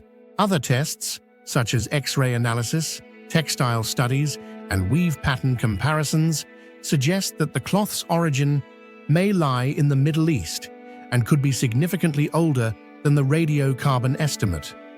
Today, the Shroud of Turin is kept sealed inside a high-security, climate-controlled case at the Cathedral of St. John the Baptist in Turin, Italy. It is displayed to the public only on rare occasions, often decades apart. Although the Vatican has never officially declared it to be the burial cloth of Jesus, it describes the shroud as an object worthy of reflection and devotion. For millions of believers, it remains the most sacred and mysterious relic in all of Christianity. Every time it is revealed, hundreds of thousands flock to see it, not only in worship, but in awe of a mystery that even science has failed to unravel. For over a century, scientists have used every tool available: negative photography, 3D imaging, microscopy, blood chemistry, textile analysis, and even artificial intelligence to understand the Shroud of Turin. Yet no one has been able to recreate it or explain how the image was formed. This enigmatic cloth continues to divide, fascinate, and confound. To the faithful, it is tangible proof of Christ's presence on earth. To skeptics, it is an unsolved riddle, still resistant to every modern method of inquiry. And perhaps it is this very impossibility, the refusal of the shroud to be fully explained, that has turned it into a symbol that transcends the boundary between science and faith. On a misty morning in 1803, as gentle waves lapped against the shores of Hitachi, then a peaceful and uneventful region during Japan's Edo period, a group of fishermen encountered something far beyond their understanding. What drifted ashore was not a shipwreck nor a sea creature, but a massive, round vessel shaped like a giant cooking pot, its lower half made of gleaming metal and its upper dome transparent like glass. No one knew where it came from. It had no sail, no rudder, no anchor, yet it remained intact amid the waves. The bewildered and frightened locals named it Utsurobuni, the hollow ship. But no one could have imagined that what they had just discovered might be one of the greatest unsolved mysteries in Japanese history, or perhaps even the earliest trace of an encounter with extraterrestrial intelligence. When the fishermen approached the strange vessel that had drifted ashore, they were stunned to find a young woman inside with pale white skin and striking red hair, a sight extremely rare in Japan at the time. She wore clothing that was entirely unfamiliar, unlike any traditional attire known locally or from the West. Even more unusual, she could not speak Japanese and seemed unable to understand the language of those around her. Throughout the encounter, she clutched a square metal box tightly in her arms, offering no explanation and allowing no one to touch it, as if it contained something sacred or of great importance. Her expression was both distant and alert, giving the impression that she came from an entirely different world, one foreign not just in culture, but in the very essence of existence. What makes the Utsurobune incident truly remarkable isn't just the strange shape of the vessel or the mysterious woman inside, but rather the bizarre symbols carved onto the hull of the craft. According to records found in ancient texts such as Toen Shosetsu and Ume no Chiri, these characters were unlike any known writing system in Japan or Asia at the time. They were not kanji, bore no resemblance to Kana and were dissimilar to Sanskrit, Arabic, or Latin. Instead, they were described as complex, curving lines interwoven in intricate patterns, resembling pictographic symbols or a coded script from a completely unknown civilization. Even more unusual, some accounts noted that these symbols reflected a faint glow when sunlight struck them, as if made from a material beyond the metallurgical capabilities of the Edo period. A few illustrations clearly depicted how the symbols encircled the lower part of the vessel's body, arranged in a deliberate symbolic manner, not mere decorative flourishes. Given that Japanese folklore often leans toward ambiguity and metaphor, the precise and systematic recording of such details has led modern researchers to take this account seriously. For many proponents of the UFO hypothesis, these strange markings represent the strongest clue, suggesting that Utsurobune was not merely a legend, but perhaps evidence of an ancient extraterrestrial contact, preserved in the only way people of that era could comprehend and record it.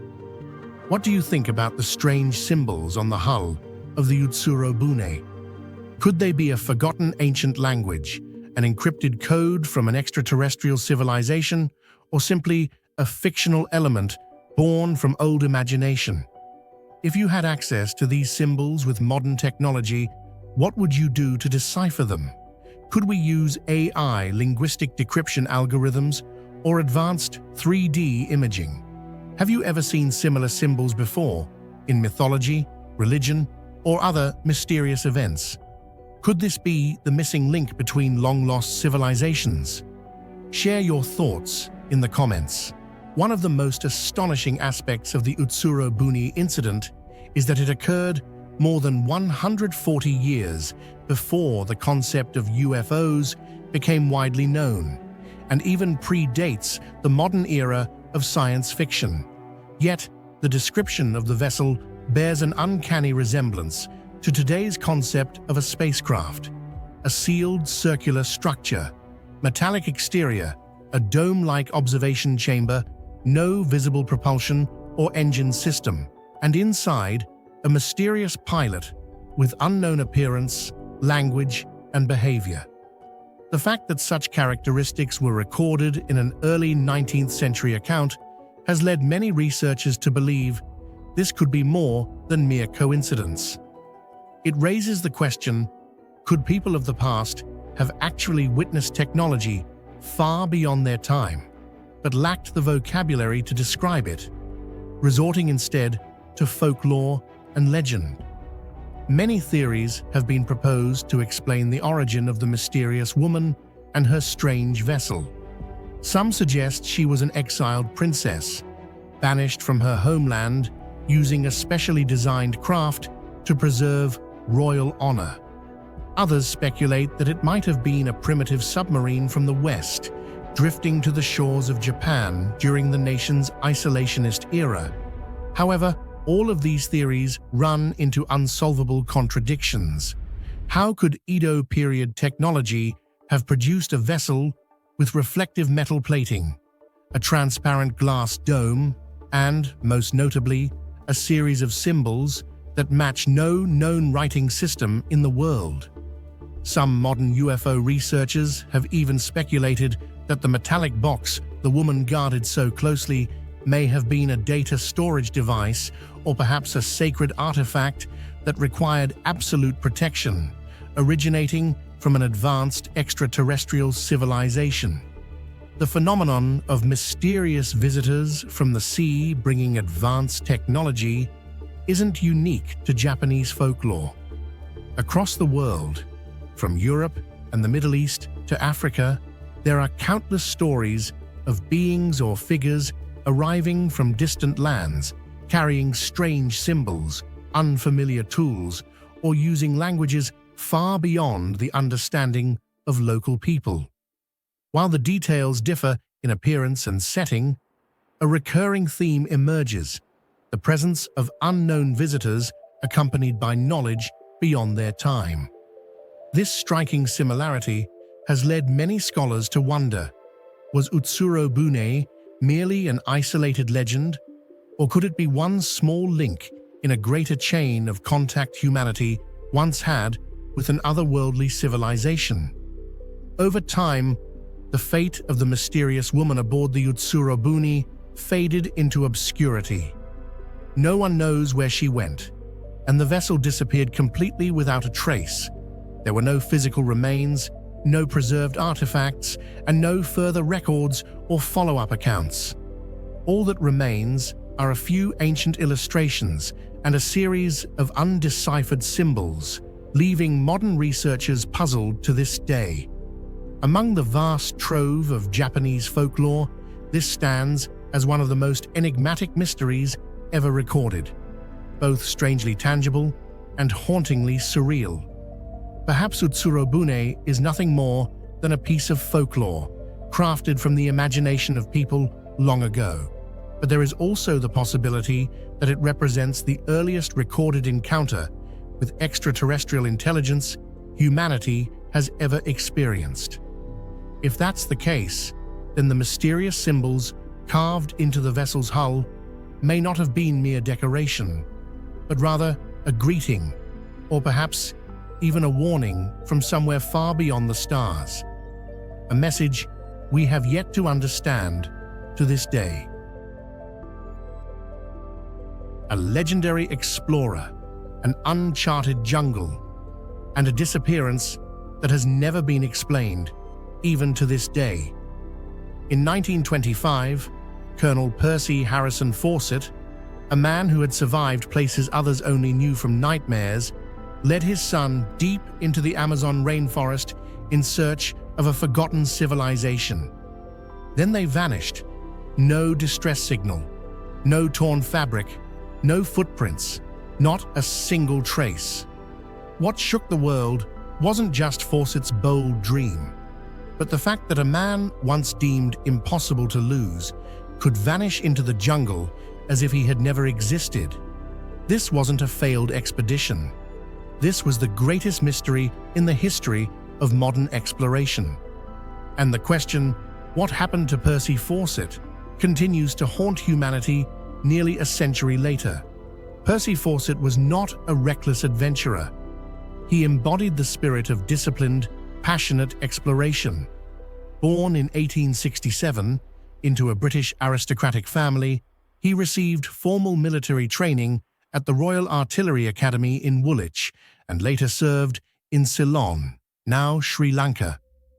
Yet despite his elite background, Fawcett did not seek glory at court or comfort in barracks. What he longed for were the blank spaces on the map, places untouched by human footsteps. At the turn of the 19th and 20th centuries, as the modern world was taking shape, Fawcett chose a different path, plunging into the wild, into mysteries yet unsolved. He believed that true value did not lie in what was already known, but in daring to uncover what no one else had ever faced. After joining the Royal Geographical Society, Percy Fawcett quickly stood out for his near-flawless surveying skills, an invaluable talent during a time when the maps of South America were still filled with blank spaces. Thanks to his growing reputation, he was assigned a mission to chart the border between Brazil and Bolivia, an undertaking that was not only scientific, but also held deep political significance amid territorial disputes. Yet it was here, in the midst of dense, trackless jungles, backward-flowing rivers, and the eerie howls of the Amazon night, that Fawcett became captivated. He began to believe that deep within this wilderness lay the remnants of a once great civilization, an ancient stone city swallowed by time. He called it the City of Z, and came to see it as the ultimate quest of his life. To Fawcett, the City of Z wasn't merely an archaeological theory. It was a symbol of humanity's unexplored limits, a challenge he felt compelled to confront. In April 1925, Percy Fawcett officially set off from the town of Cuiabá in Brazil's Mato Grosso state, embarking on what would become the most ambitious expedition of his life, a journey into the Amazon rainforest in search of the mythical city of Z. Unlike the large survey teams typical of the time, Fawcett deliberately kept his group small and agile, consisting only of himself, his son Jack Fawcett, and Jack's close friend Raleigh Rimmel. He believed a smaller party would be more mobile, attract less attention from indigenous tribes, and most importantly, reduce the risk of unnecessary conflict. Having survived dozens of grueling expeditions before, Fawcett carried with him a deep well of experience and unwavering confidence in the field. The letters he sent home in the early weeks of the journey reflected optimism, describing the expedition as going well, even affirming they were on the right track toward their goal. But then, after that final letter, the world heard nothing more. No further updates, no distress signals, no remnants of equipment. No one ever saw them again. They had vanished entirely, as if the Amazon rainforest had swallowed them whole, without a trace, without a single explanation. And it was precisely that total silence that created one of the greatest mysteries of the 20th century. What do you think really happened to Percy Fawcett and his expedition team? Did they discover something beyond imagination? Or were they simply swallowed forever by nature? Share your theories in the comments below. This was no ordinary disappearance. Imagine it. One of the most skilled survivalists of the 20th century, with over 20 years of hands-on experience in the Amazon, vanishing without a trace, along with his strong, healthy son, while equipped with maps, supplies, and knowledge of local customs. The scientific community, governments, and the public alike were stunned. How could such a thing happen? After Percy Fawcett disappeared, numerous rescue teams were dispatched into the Amazon in search of clues. But instead of bringing answers, they only added to the tragedy. At least 13 expeditions were organized over the following years, involving indigenous guides, international journalists, and seasoned explorers. Some returned empty-handed, while others were never seen again. Many of these teams encountered hostile indigenous tribes, were attacked, lost their way, or succumbed to disease and starvation. Even more chilling was the fact that many people vanished while searching for Fawcett, turning the case into a haunting cycle of fear and mystery. The Amazon, already known as the graveyard of dreamers, became darker and more daunting than ever. The more people tried to uncover the truth, the more the jungle seemed to swallow them whole. For decades after Percy Fawcett's disappearance, countless theories about his fate have been proposed, ranging from plausible to fantastical. Many believe he was killed by indigenous tribes for trespassing into forbidden territory, a tragic yet understandable outcome, given the cultural tensions and historical violence between outsiders and native communities. Scattered accounts from local tribes describe seeing an older white man traveling with his son, living in isolation deep within the jungle. But no one has ever verified their identity or origin. Bolder theories suggest that Fawcett may have actually discovered the lost city of Z and chose to remain, not because he was trapped, but because he made the conscious decision to abandon the modern world and live as part of a forgotten civilization. And as evidence grew murkier, conspiracy theories began to flourish. Some claim he uncovered a secret far beyond human understanding, a city of extraterrestrial origin, or even a portal to another dimension, and was erased to keep that secret hidden forever. Over time, Percy Fawcett became more than a man. He became a legend. His story inspired countless novels, films, and characters, including the famous Indiana Jones. In recent years, scholars have revisited his archives, and new archaeological discoveries in Brazil suggest that an ancient network of urban settlements really may have existed in the Amazon, built by cultures like Kuhikugu, turning Fawcett's wild theory into a possible prophecy. Yet, no matter how you look at it, one fact is undeniable. A man like Percy Fawcett, highly trained, cautious, and prepared, disappearing without leaving a single trace, defies all logic. He wasn't just lost in a forest. He was lost in human understanding. We still don't know what happened, and that, more than anything, is why his story lives on. Did he discover something the world was never meant to see? Or was he simply another victim of nature's unforgiving grip? Nearly a century later, the answer remains out of reach. In 1969, deep within the primeval Amazon rainforest of Ecuador, a Hungarian-born man named Juan Moric made a startling claim that shook both the archaeological community and the public. He declared that he had discovered a vast underground cave system, and hidden within it a metal library buried deep beneath the earth. According to Moric, this was no ordinary natural cave, but rather a repository of ancient knowledge that could completely transform humanity's understanding of history and the origins of civilization.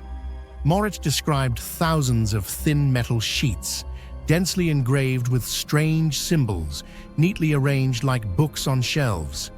These sheets came in metallic hues, gold, silver, or dark alloys of unknown composition. What made them extraordinary was that the symbols engraved on them did not belong to any known writing system, and according to Moric, they recorded knowledge far ahead of their time, evidence of a civilization older than even Sumer or Egypt. He believed that such knowledge could not have been created by ancient humans, but was likely the work of a highly intelligent species, possibly not of modern human origin at all. In addition to the metal plates, Moric also spoke of stone corridors shaped like perfect rectangles, chambers with precisely cut walls, and statues bearing forms unlike any known human figure. All of this led him to believe that the metal library was no myth, but a deliberately constructed facility, built with a level of technology far exceeding anything known from ancient South American cultures. To bolster the credibility of his claim, in July 1969, Moric submitted a legal affidavit to the Ecuadorian government, stating that he had proof of his discovery and was willing to lead an expedition into the cave, provided he received support and retained the rights to disclose the results. However, shortly afterward, the information began to grow vague. Moric appeared less frequently in public, and no photos, maps, or tangible evidence of the metal library were ever released. And yet, the story he left behind still lives on in the minds of millions, becoming one of the most mysterious archaeological legends of the 20th century. A hidden underground library that no one has ever seen, but many still believe exists somewhere deep within the Amazon jungle. What do you think about Juan Moric's story of the metal library? Was it a real discovery that was hidden from the world, or just a legend woven from imagination and belief? Share your thoughts in the comments. We'd love to hear your perspective. After Juan Moric made his claims about the metal library inside Taos Cave public, the story quickly attracted the attention of Erich von Däniken, a world-famous author known for his theory of ancient astronauts. Däniken had made waves in the 1960s with his book Chariots of the Gods, in which he proposed that many ancient civilizations may have received guidance from extraterrestrial beings. When he heard about Moric's discovery, Däniken immediately saw it as the perfect puzzle piece to reinforce his theory. In 1973, he published the book The Gold of the Gods, in which he claimed that Moritz had personally led him into Taos Cave, where he witnessed geometrically precise stone corridors and a library containing thousands of mysterious metal plates. Deniken described the metal sheets as records of extraterrestrial beings, containing celestial maps, energy diagrams, and sacred geometric models, as if designed for educational purposes by an intelligence not of this earth. However, the scientific community quickly raised doubts. Many sources asserted that Deniken had never actually set foot in the cave, and that his entire account was based solely on Moritz's words, possibly embellished to fit his personal narrative. Moritz himself later publicly denied ever guiding Deniken into the cave, leading many to suspect that much of the Gold of the Gods was simply pseudo-science cleverly fabricated. Despite the controversy, the book gained widespread attention. From that point on, Taos Cave and the Metal Library became iconic within fringe research circles, tied to theories about Atlantis, alien contact, and hidden ancient knowledge. In 1976, the story of Taos Cave took an unexpected turn when the Ecuadorian government organized a large-scale expedition involving dozens of geologists, archaeologists, military personnel, and, most notably, Neil Armstrong, the first man to walk on the moon. The participation of such a prominent American space icon in an archaeological mission deep within the South American jungle stunned the international media. Many began to wonder, why would a space hero be interested in an obscure cave in Ecuador? Was there something hidden there that went beyond the public's understanding? The expedition ventured deep into the Taos Cave system, exploring dozens of kilometers of underground passages, high ceilings, and long corridors. Many areas featured rectangular stone structures that appeared to have been artificially cut, which closely matched Juan Moritz's original descriptions. However, no evidence of a metal library or ancient inscriptions was found. Still, Armstrong's very presence led many to suspect that something had, in fact, been discovered, but not disclosed. Upon returning, Armstrong gave no detailed statements, only offering a short, yet cryptic remark. "It was a wonderful adventure, almost comparable to my experience on the moon." That comment only deepened the mystery. What had he seen that the public wasn't told? And if nothing significant was found, why would someone like Armstrong take part in such a journey at all? In 1991, Juan Moritz passed away, taking with him the secrets of the metal library that were never clearly revealed. Although he had promised to share documents, maps, or provide directions to the exact location, no concrete evidence was ever made public. Some notes and materials were reportedly passed on to close associates or family members, but to this day, no one has been able to verify or confirm their authenticity. Many believe that these materials were either lost, confiscated, or deliberately hidden to prevent access to a sensitive site. There are even rumors that Moritz secretly handed over a map to a few explorers who later disappeared from the media or remained completely silent.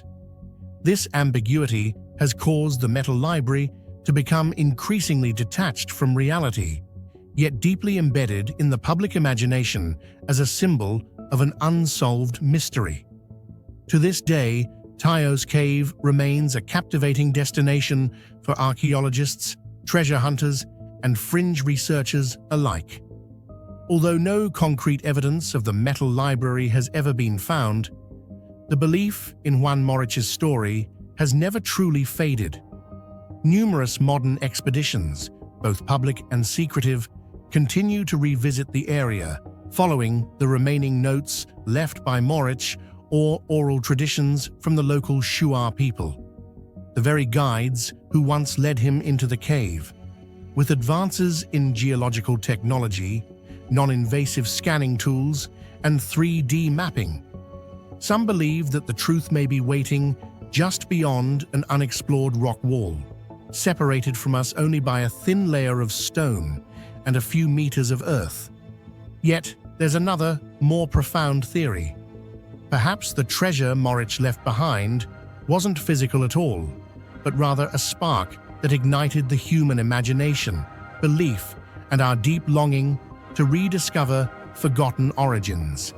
And in that journey, it is humanity itself, not the library, that becomes the true heart of the great search. Deep within the wild Amazon rainforest, where shadows often conceal the unexplainable, lies a chilling legend few dare to mention. Not about some strange creature, not about a lost treasure, but about a real village that once existed and then vanished completely, as if it had never walked the earth. No smoke, no blood, no screams, only absolute emptiness. That village was called Rio Verde, and in 1923, according to whispered stories from deep in the Amazon, all 600 of its residents disappeared overnight. The houses remained, meals were still on the tables, fires still burned in the hearths, but not a single person was left. No bodies, no struggle, no farewell. This wasn't a disappearance, it was a tear in reality, a place wiped clean of human presence as if by an invisible hand. And to this day, the mystery remains unsolved. What could possibly cause an entire community of 600 people to vanish overnight, with no one hearing, seeing, or remembering anything? What do you think about the story of Rio Verde? Is it a real mystery, or just a legend from the past, embellished into folklore? And if you had the chance to investigate it yourself, where would you begin? Share your thoughts below.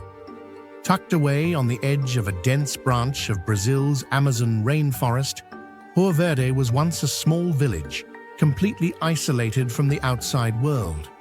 According to local oral traditions, it was home to around 600 residents, including both indigenous people and settlers from elsewhere. Their lives were simple, yet peaceful, sustained by hunting, farming, and small-scale trade. They weren't wealthy, but they weren't impoverished either. A close-knit community content with a slow-paced life in the heart of the wild. It was precisely this long-standing tranquility that made the village's sudden, total disappearance all the more unbelievable and haunting. On a foggy morning in February 1923, an armed group, possibly soldiers or neighboring villagers, entered Rio Verde to investigate after weeks of complete silence from the village. What they discovered was nothing short of terrifying. The village was entirely deserted. Not a single soul remained. There were no signs of looting, no corpses, no fleeing footprints, and no overturned or disturbed belongings. On the contrary, everything was neatly in place, as if just recently used. Fires still smoldered in the hearths, meals were still set on tables, and oil lamps still flickered. It felt as if the entire village had been in the middle of daily life and then vanished in an instant, without any warning or signs of resistance. The remaining details in the village sent chills down the spine, precisely because they were so vivid, so eerily normal. Food was still laid out on the tables, as if lunch had been abruptly interrupted. Fires still smoldered in the hearths, releasing faint wisps of smoke from clay ovens. Oil lamps still flickered, casting a dim glow inside several homes. Clothes hung on lines, still damp as if freshly washed. Everything pointed to one unsettling truth. The villagers had been in the midst of their daily routines, with no signs of warning, panic, or struggle. And yet, they had vanished all at once, as if swept from the world in an instant. No blood, no violence, only an eerie, suffocating silence remained. Among all the chilling details told about Hoya Verde, perhaps the most terrifying is the message found in the village schoolhouse. Inside the empty classroom, desks and chairs were still neatly arranged as if waiting for the next lesson. But on the blackboard, a scrawled sentence in English appeared, haunting and cryptic. "There is no salvation." No one knows who wrote it, when it was written, or why it was in English, in a remote Brazilian village. Was it a prophecy? A desperate warning from someone who sensed an impending catastrophe? Or perhaps the final message from the last remaining soul, left behind as a grim sign to the outside world? Whatever its true meaning, that single line has led many to believe that something deeply unnatural occurred and that the villagers may have sensed it coming before they vanished completely. What do you think the message, "There is no salvation," truly means? Was it a warning, a desperate cry, or a trace left by some mysterious force? Share your thoughts in the comments. Who knows, you might just uncover a whole new theory behind this enigma. One of the factors that makes the Hoya Verde mystery so difficult to verify is the complete absence of any official documentation. There are no government records, no mentions on local maps, and no archived reports, as if the village never existed on paper at all. This has led many modern historians to believe it may simply be an urban legend, woven from the imagination of writers fascinated by the mysterious and unexplained. However, that very emptiness raises an even more unsettling question. Could something so horrifying have happened that it was deliberately erased from history? In the effort to explain the strange disappearance of Hoya Verde, numerous theories have been proposed, ranging from practical to supernatural. Some suggest that the villagers may have been forced to evacuate urgently, possibly due to threats from armed groups, bandits, or internal conflict. However, this theory quickly reveals its weaknesses. There were no signs of preparation, no footprints, no luggage, no survivors returning or making contact afterward. A community of 600 people cannot simply vanish without leaving any physical trace. Because of this, some paranormal researchers began to lean toward the theory of a mass abduction by extraterrestrial forces. They point out that the Amazon rainforest is known for its strange lights, magnetic anomalies, and other mysterious disappearances, making the idea of alien intervention not so far-fetched in the eyes of those who believe in such phenomena. Another spine-chilling theory is the possibility that the entire village took part in a secret religious ritual or occult practice. Proponents of this view argue that the phrase, "there is no salvation," might not have been a warning, but rather a ceremonial proclamation, hinting at a hopeless faith or an extreme belief that led to equally extreme collective action. The fact that 600 people vanished simultaneously, without noise, without resistance, adds further weight to this theory. Some paranormal researchers suggest it could have been a form of mass sacrifice or a planned act of self-annihilation carried out under religious conviction. While there's no concrete evidence, the absolute silence and the overwhelming sense of dread surrounding the incident have made this one of the most disturbing explanations to consider. Another bizarre point, not a single person from Hoya Verde has ever been found or heard from again. No survivors, no relatives publicly searching, no witnesses coming forward claiming ties to the village. For a population of 600, this is highly unusual. In most disasters or conflicts, at least a few people escape or leave clues. But here, nothing. It's as if the entire community was erased, not just from the map, but from memory itself. What sets Hoya Verde apart and makes it so terrifying is its totality. Total absence, total silence, total inability to explain. Other mass disappearances leave trails, rumors, witnesses, or at least media records. But Hoya Verde offers only a void and decades of speculation. Even in today's world, with satellite tracking, forensic tools, and digital archives, the question of what really happened to Hoya Verde remains unanswered. Was it fiction? Or was it a deliberately buried memory, a warning about the hidden instability lurking beneath the calm surface of nature?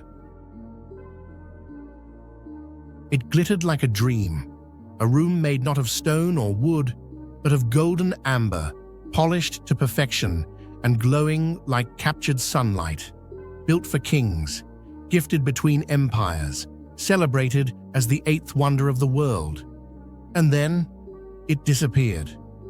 During the chaos of World War II, one of humanity's greatest artistic treasures, the legendary Amber Room, was looted by the Nazis and transported deep into enemy territory. What happened next has baffled historians, haunted treasure hunters, and inspired generations of conspiracies. No wreckage, no remains, just silence. How can a room made of 6 tons of priceless amber simply vanish? This is the story of a vanished marvel, and the mystery that still refuses to die.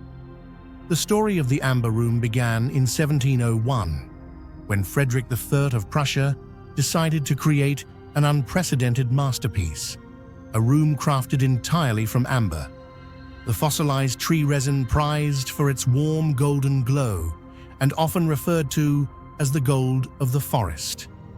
German Baroque sculptor Andreas Schlüter and Danish artisan Gottfried Wolfram were commissioned to design it, but it was the master amber craftsman from Danzig who ultimately brought the vision to life. They meticulously covered the walls with intricately carved amber panels, adorned with gold leaf and mirrors that reflected light, making the entire room appear to glow from within. More than just an artistic display, the Amber Room was conceived as a symbol of absolute power, royal hospitality, and the pinnacle of European craftsmanship during its golden age. In 1716, the Amber Room was gifted by King Frederick William I of Prussia to Peter the Great of Russia as a diplomatic gesture to strengthen the bond between the two rising empires. More than a material offering, it symbolized mutual respect and a strategic alliance between East and West. After its journey across the sea, the room was installed in the Catherine Palace at Tsarskoye Selo, near present-day St. Petersburg.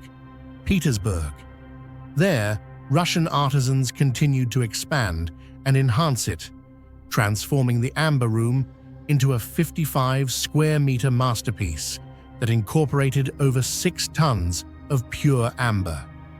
By the 20th century, it had become not only a symbol of the wealth and power of the Russian Tsars, but also a marvel admired by dignitaries and aristocrats from around the world. In 1941, as World War II spread across Europe, the fate of the Amber Room entered a tragic chapter. Nazi Germany launched Operation Barbarossa, a massive invasion into Soviet territory, and quickly advanced toward the city of Leningrad, now St. Petersburg. Facing the imminent threat of discovery, curators at the Catherine Palace attempted to dismantle the Amber Room and hide it. However, the amber had aged and become so brittle that any attempt to remove it resulted in fragments breaking apart. Left with no viable option, they covered the entire room with ordinary wallpaper, hoping to deceive the advancing German troops. It was a desperate act, filled with fear and helplessness, but that effort was short-lived. The Nazis uncovered the room and immediately recognized its extraordinary value, setting the stage for one of the most infamous art thefts in history. When the Nazis arrived, they discovered the Amber Room and quickly realized its immense cultural and symbolic value. A team of experts was brought in to carefully dismantle the panels and crate them for transport. Within 36 hours, the entire room was packed and shipped to Königsberg, now Kaliningrad, then part of Nazi East Prussia. There, it was reassembled in the Königsberg Castle Museum, where it remained on public display until 1944. And then, the Amber Room vanished as if it had never existed. As the war turned against Germany and the Red Army began reclaiming territory, German officials in Königsberg ordered the evacuation or destruction of high-value artifacts. The city of Königsberg was heavily bombed. The castle that housed the Amber Room was nearly obliterated, reduced to rubble. From that moment, the room's fate became one of the greatest mysteries of the 20th century. Some claimed the Nazis had managed to dismantle the amber panels and transport them via secret convoys or hide them in underground bunkers that remain undiscovered. Others believed the entire room was incinerated in the flames of war. Intriguingly, whispers emerged about a German submarine carrying the treasure that sank into the depths of the Baltic Sea, forever lost. No definitive evidence ever surfaced. Only conflicting theories, vague reports, and a haunting question that has gone unanswered for over 80 years. What do you think really happened to the Amber Room? Was it destroyed during the war, or is it still hidden somewhere, waiting to be discovered? Share your theory in the comments below. For decades after the war, the mystery of the Amber Room did not fade. It only deepened. The Soviet government, and later Russia, launched numerous large-scale investigations in an effort to uncover the room's fate. Search teams were dispatched across Europe, from deep underground mines in Germany to abandoned caves in Poland, to sunken shipwrecks in the Baltic Sea and dense forests in Eastern Europe. A few small clues were found: shattered pieces of amber, fragments of decorative mosaics, or wooden crates stamped with Nazi military markings. Yet the room itself remained completely missing. Even more unsettling, several individuals who dedicated their lives to hunting the treasure died under strange and unexplained circumstances. Accidents, sudden strokes, or mysterious disappearances, fueling widespread speculation of an amber curse surrounding this haunting enigma. Despite previous failures, the search for the Amber Room never came to a halt. Throughout the 1990s and early 2000s, German and Russian researchers uncovered documents suggesting that the room might have survived the war. A widely discussed theory proposed that it had been hidden in a secret Nazi facility, possibly an underground bunker or a storage site that had never been explored. In 1997, a former German soldier shocked the public by claiming he had helped conceal the Amber Room inside an abandoned quarry in the Thuringia region. Then, in 2003, divers investigated the wreck of the Wilhelm Gustloff, a German warship believed to have carried looted treasures, yet all efforts ended in speculation and dead ends. No conclusive evidence was ever found, only scattered testimonies, incomplete records, and a growing list of unanswered questions. In a remarkable act of cultural revival, Russia began reconstructing the Amber Room in 1979 using photographs, surviving records, and the help of amber craftsmen. After more than 2 decades of painstaking work, the replica was completed and unveiled in 2003 at the Catherine Palace, coinciding with the 300th anniversary of St. Catherine, Petersburg. Though the new room faithfully captures the splendor of the original, the fate of the genuine Amber Room still captivates historians, treasure hunters, and conspiracy theorists alike.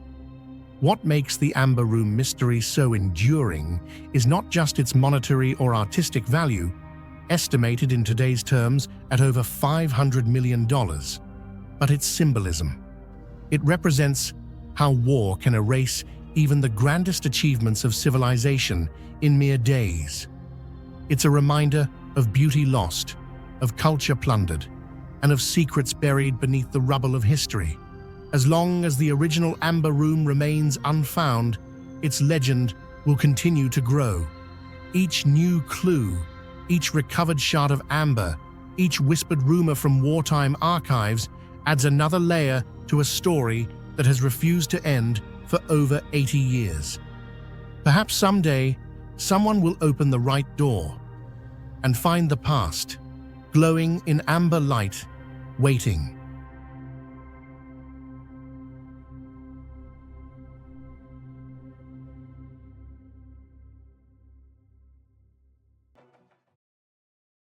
No tomb has confounded Europe for over 1,500 years, quite like the tomb of Attila.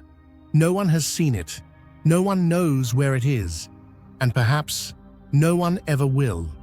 Attila the Hun, not just a warrior, but a living nightmare for the Roman Empire. He built no temples, founded no dynasty, yet with nothing but a sword and sheer will, he made the entire Western world tremble. An emperor without a throne, but with enough power to demand gold from emperors themselves. And then, just as his power peaked, he died suddenly, not on the battlefield, but on the night of his own wedding. But that strange death was only the beginning. What truly shocked history was the complete disappearance of his burial site, a mystery sealed with blood, legend, and absolute silence. They say the tomb exists, but it was never meant to be found. If you had the chance to uncover a tomb hidden for 1,500 years, would you dare to embark on a journey with no way back? Or do you believe some mysteries are meant to stay buried forever? Share your thoughts in the comments below. Unlike any royal funeral in history, the death and burial of Attila the Hun are shrouded in a bloody and terrifying veil of secrecy. According to scattered accounts by Roman historians like Priscus and Jordanes, Attila's body was placed inside 3 coffins: iron to represent his military strength, silver for immense wealth, and gold as the ultimate symbol of power. But what truly chills later generations is not the opulence, but the method of secrecy. Everyone involved in the burial, slaves, builders, and soldiers, was executed immediately afterward.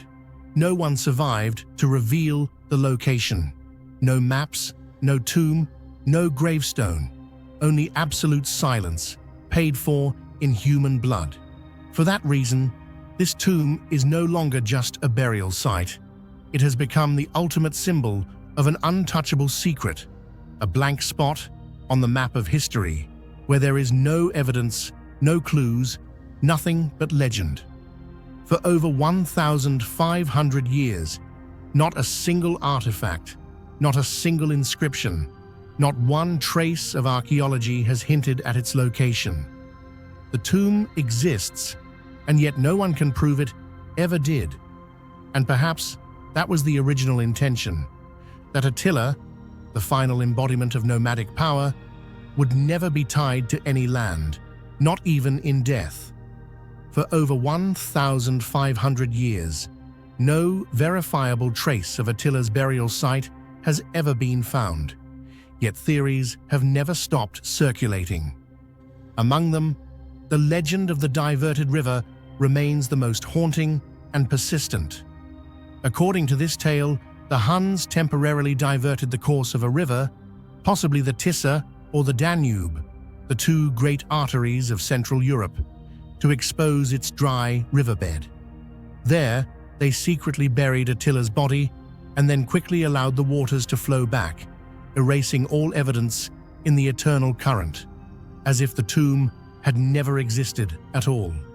Many modern researchers have scanned these regions using ground-penetrating radar and aerial survey equipment, but the results are always the same: an eerie and unsettling silence. No artifacts, no bones, not a single echo from beneath the earth. Only soil, water, and ancient silence. Some scholars believe the site may have been washed away by floods, eroded, or buried deep beneath layers of prehistoric silt.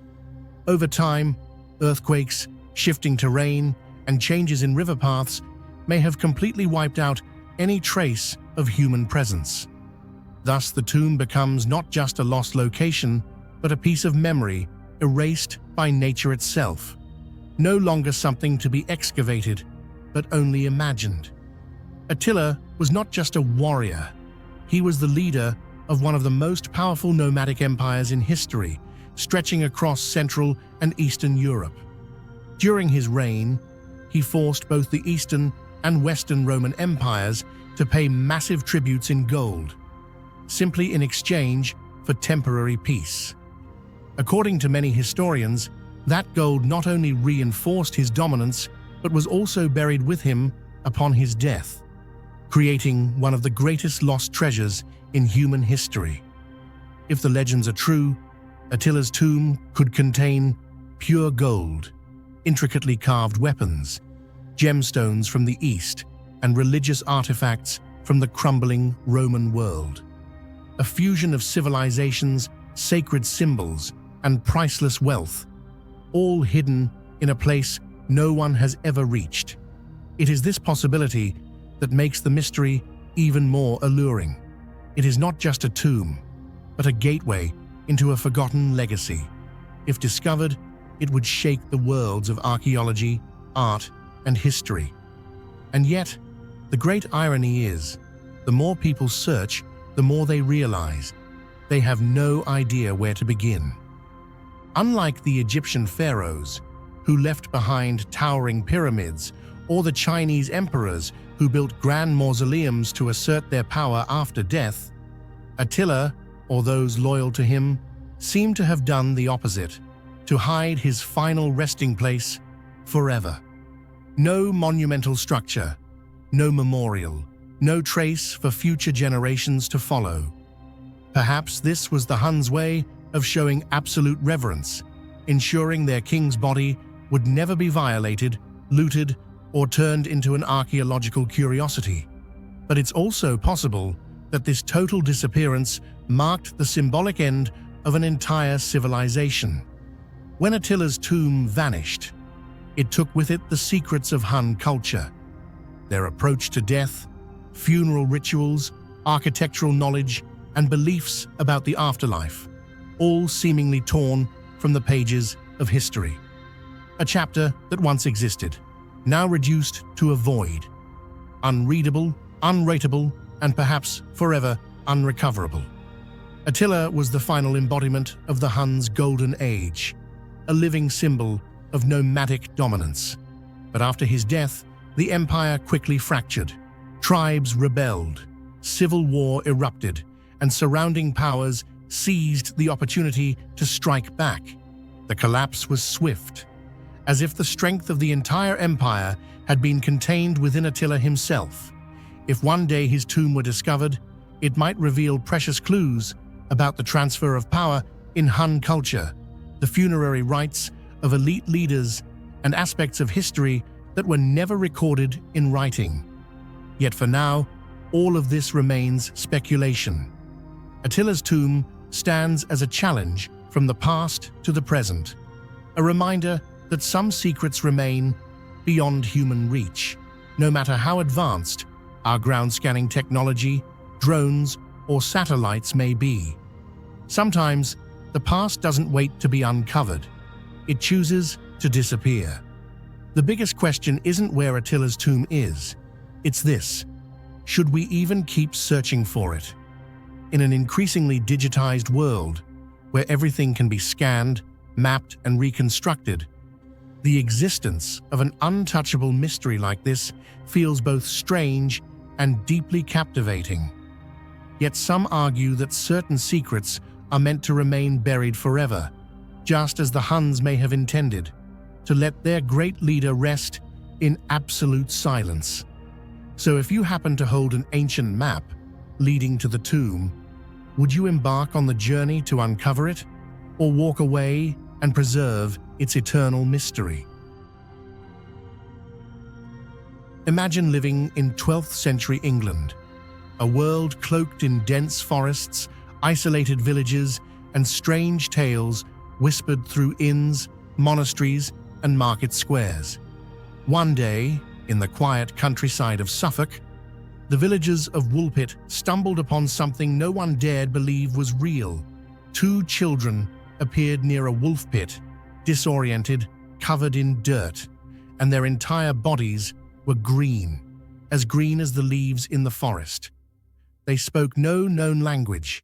Their clothes were made of fabric no one had ever seen, and they seemed, in every way, to come from another world, a forgotten dimension buried between the pages of history. This was no baseless rumor. The story was recorded in chilling detail by two chroniclers of the time, William of Newburgh and Ralph of Coggeshall, and centuries later, it remains one of England's most mysterious, haunting, and unexplainable legends. And it all began with green skin. Among the countless strange legends of medieval England, what makes the story of the Green Children of Woolpit stand out and endure through time is this. Two children appeared with completely green skin, a boy and a girl, both found near a wolf trap outside the village of Woolpit, in a state of confusion, fear, and covered in dirt. But what shocked the villagers most was not simply their sudden appearance, but the color of their skin, a vivid, unmistakable green, not caused by lighting or illness, but seemingly their natural skin tone, as if their bodies somehow contained chlorophyll. Some historical accounts even describe their skin as faintly glowing in sunlight. In the worldview of the Middle Ages, where anything unfamiliar was often attributed to demons or miracles, the presence of these two green children deeply challenged established notions of humanity and nature, raising a profound and unprecedented question. Could there exist another type of human completely unknown to us? This was the moment the legend transcended folklore and became a cultural shock, one that was real enough to be recorded in historical documents. Who do you think these green children really were? Lost travelers from another world? Descendants of an underground civilization? Or beings science has yet to name? Share your thoughts, because sometimes legends are simply truths, waiting to be understood. Besides their strange green skin, everything else about the two children was equally unsettling. They wore clothes made from a fabric completely unfamiliar to the people of Woolpit, unlike any textile commonly found in England at the time. The material's color and stitching were unusual, leading many to believe the children came from a distant land or from a culture entirely unlike their own. But what disturbed the villagers even more was the language they spoke. Neither of the children understood English, nor could they respond to anything said to them. They uttered strange, unfamiliar sounds, unlike any known dialect in Europe. Communication was impossible, and their confused eyes and clumsy gestures only deepened the growing sense that these children did not belong to this world. Eyewitnesses described their expressions as a haunting blend of innocence and alienness, as if they hadn't merely come from another place, but had been born into a reality governed by laws entirely different from those of human society. Another strange detail that baffled the villagers of Woolpit was how the two children refused to eat any of the food offered to them. Bread, milk, meat, vegetables, everything was rejected with a look of clear fear. No one could understand their reaction until someone brought them a handful of raw beans still in their pods. To everyone's surprise, the children immediately recognized them and devoured them hungrily, as if it were the only food they had ever known. The way they ate the beans was unsettling, not just because of their urgency and appetite, but because it felt unmistakably like this was the food tied to their former life and environment. This small but powerful moment raised a deeper question. Could they have come from an entirely different world, one where raw beans were the staple food and everything else was alien, perhaps even dangerous? After several weeks under the villagers' care, the health of the two children began to improve, but the boy remained weak and eventually passed away. His death not only brought sadness, but also deepened the villagers' belief that these children did not belong to this world. The girl, however, survived, slowly adapted to her new life, learned to speak English, and eventually began to share the truth about where she had come from. According to her, they came from a place called the Land of St. Martin, a different world where all the inhabitants had green skin, and sunlight was never bright, only dim and twilight-like, as if caught in an endless dusk. She said that this world was separated from the outer world by a boundary of light, and during one trip following their livestock, the two siblings accidentally crossed that boundary without realizing it. Her story sparked a mixture of fascination and fear. Could there truly be a parallel world lying just beneath our feet? According to the girl's account, she and her brother had followed their livestock as usual that day. But this time, the animals led them deep into a pitch-black tunnel, where all light vanished completely. They had no idea how far they had gone.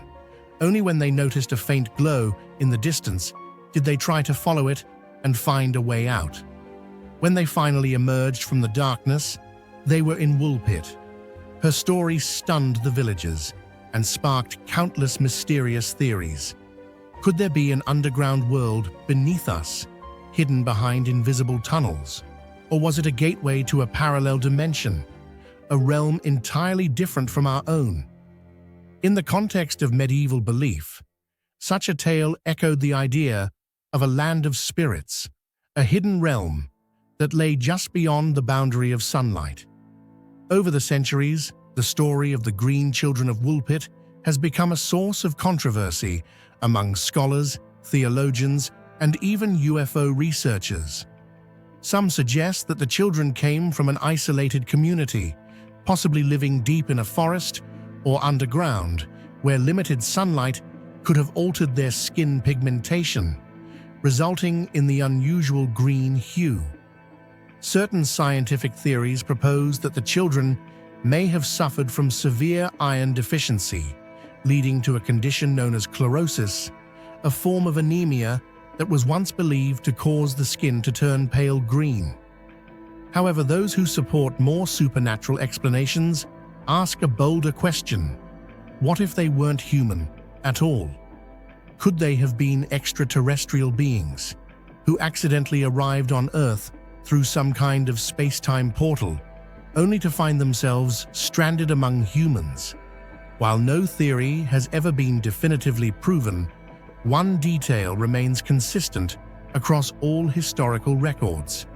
Their skin was unmistakably green, not a trick of light, not an illusion, and not a common medical condition, but a real, undeniable trait that defied ordinary explanation. Today, the Green Children of Woolpit are more than just a piece of folklore. Their story appears in historical texts, anthropological studies, and even films. What keeps the tale alive is the way it blurs the line between fact and myth, a detail so supernatural, green skin, yet preserved in credible historical documents, making it impossible to dismiss entirely. The detail of green skin, whether a deformity, a medical anomaly, or the sign of alien life, remains a symbol of difference beyond human understanding. It forces us to ask, is the world we live in truly limited to what we see and know? Or is there something or someone out there in the earth below, behind the mist, or in dimensions layered over our own, quietly leaving traces behind? On a quiet morning in May 1957, the peaceful town of Hexham in northern England was suddenly shaken by a horrific accident. A car lost control and plowed straight into three young girls on their way to church. In an instant, Joanna, 11 years old, Jacqueline Pollock, 6 years old, and their young friend were killed on the spot. The sudden loss tore through the hearts of the Pollock family, leaving behind a grief no words could soothe. But the tragedy didn't end with a heartbreaking accident. It was the beginning of a story, haunting and inexplicable, where death seemed not to be the end, but rather a doorway to a new journey, a journey of reincarnation, where old souls returned in new bodies. The Pollock case remains one of the most controversial examples in the history of reincarnation research. So, what do you think? Can a soul truly return in a different body, carrying memories and physical marks from a past life? Or is it all just a series of extraordinary coincidences, amplified by emotional influence and parental psychology? If you're hearing this story for the first time, your initial reaction might be awe and disbelief. But the deeper you go, the harder it becomes to dismiss everything with the word coincidence. Do you believe in reincarnation? Let us know in the comments. Just 1 year after the tragic accident that took the lives of her two eldest daughters, Florence Pollock unexpectedly discovered she was pregnant again. According to doctors, the pregnancy appeared to involve only a single fetus. However, on October 4th, 1958, she gave birth to identical twin girls, a rare occurrence, especially in a family with no history of twins. The girls were named Jillian and Jennifer. Their surprising birth immediately drew attention, not just because of its rarity, but because from that moment on, a series of strange and inexplicable details began to emerge, signs that led many to believe the twins were, in fact, the reincarnations of Joanna and Jacqueline. From the moment she was born, Jennifer, the younger of the twin sisters, startled the entire family by having a distinct birthmark on her forehead, exactly where her sister Jacqueline had a scar before she died. Even more astonishing, Jennifer also had a large dark birthmark on her hip, precisely matching the location of the fatal injury Jacqueline sustained in the car accident. These markings could not be explained by normal genetic inheritance, as no one else in the family had similar traits. This chilling coincidence planted a profound question in the minds of the girls' parents. Could Jacqueline's soul truly be living again in Jennifer's body? As Jillian and Jennifer grew older, strange behaviors began to emerge that left the family deeply unsettled. Even though their parents had never spoken about the past tragedy or mentioned their deceased sisters, the twins began to display vivid and seemingly impossible memories. On one occasion, their mother brought down an old box of toys that had once belonged to Joanna and Jacqueline. Immediately, the twins recognized the items as if they had been deeply familiar with them. Jennifer pointed to a doll and called it by its exact name, a name that had never been mentioned in front of her. Even more striking, the twins divided the toys between themselves in the exact same way their older sisters had done when alive. These behaviors could not be explained by learning or imagination.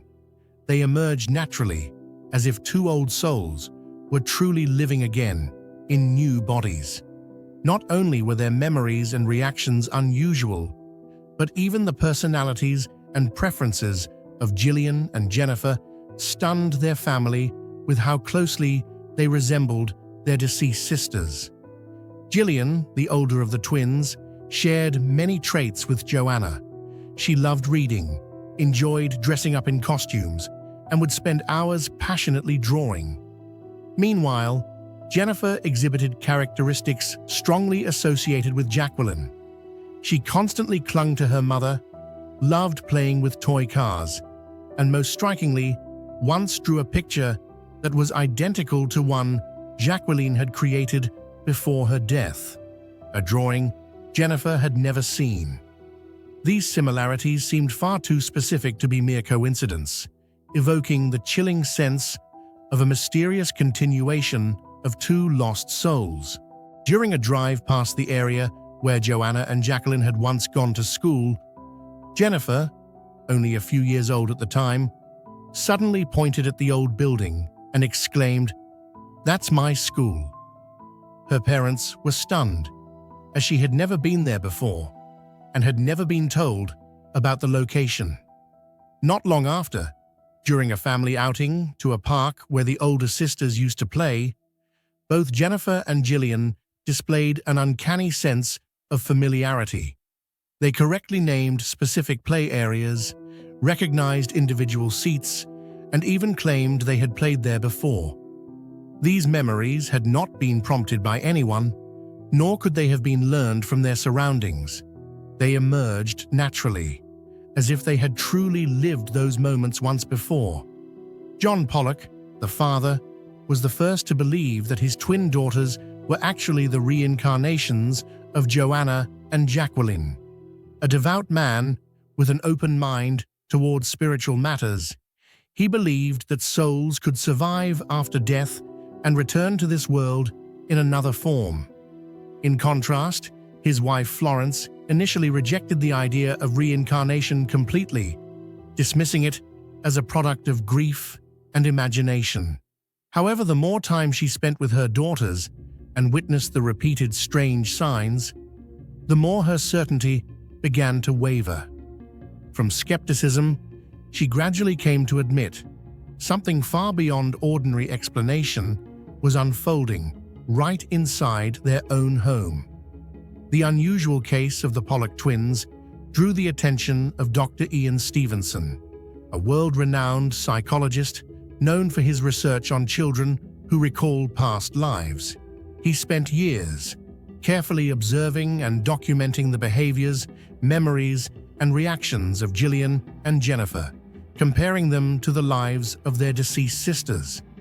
After extensive investigation, he concluded that this was one of the strongest pieces of evidence supporting the theory of reincarnation, going far beyond what could be explained by genetics or environmental influence.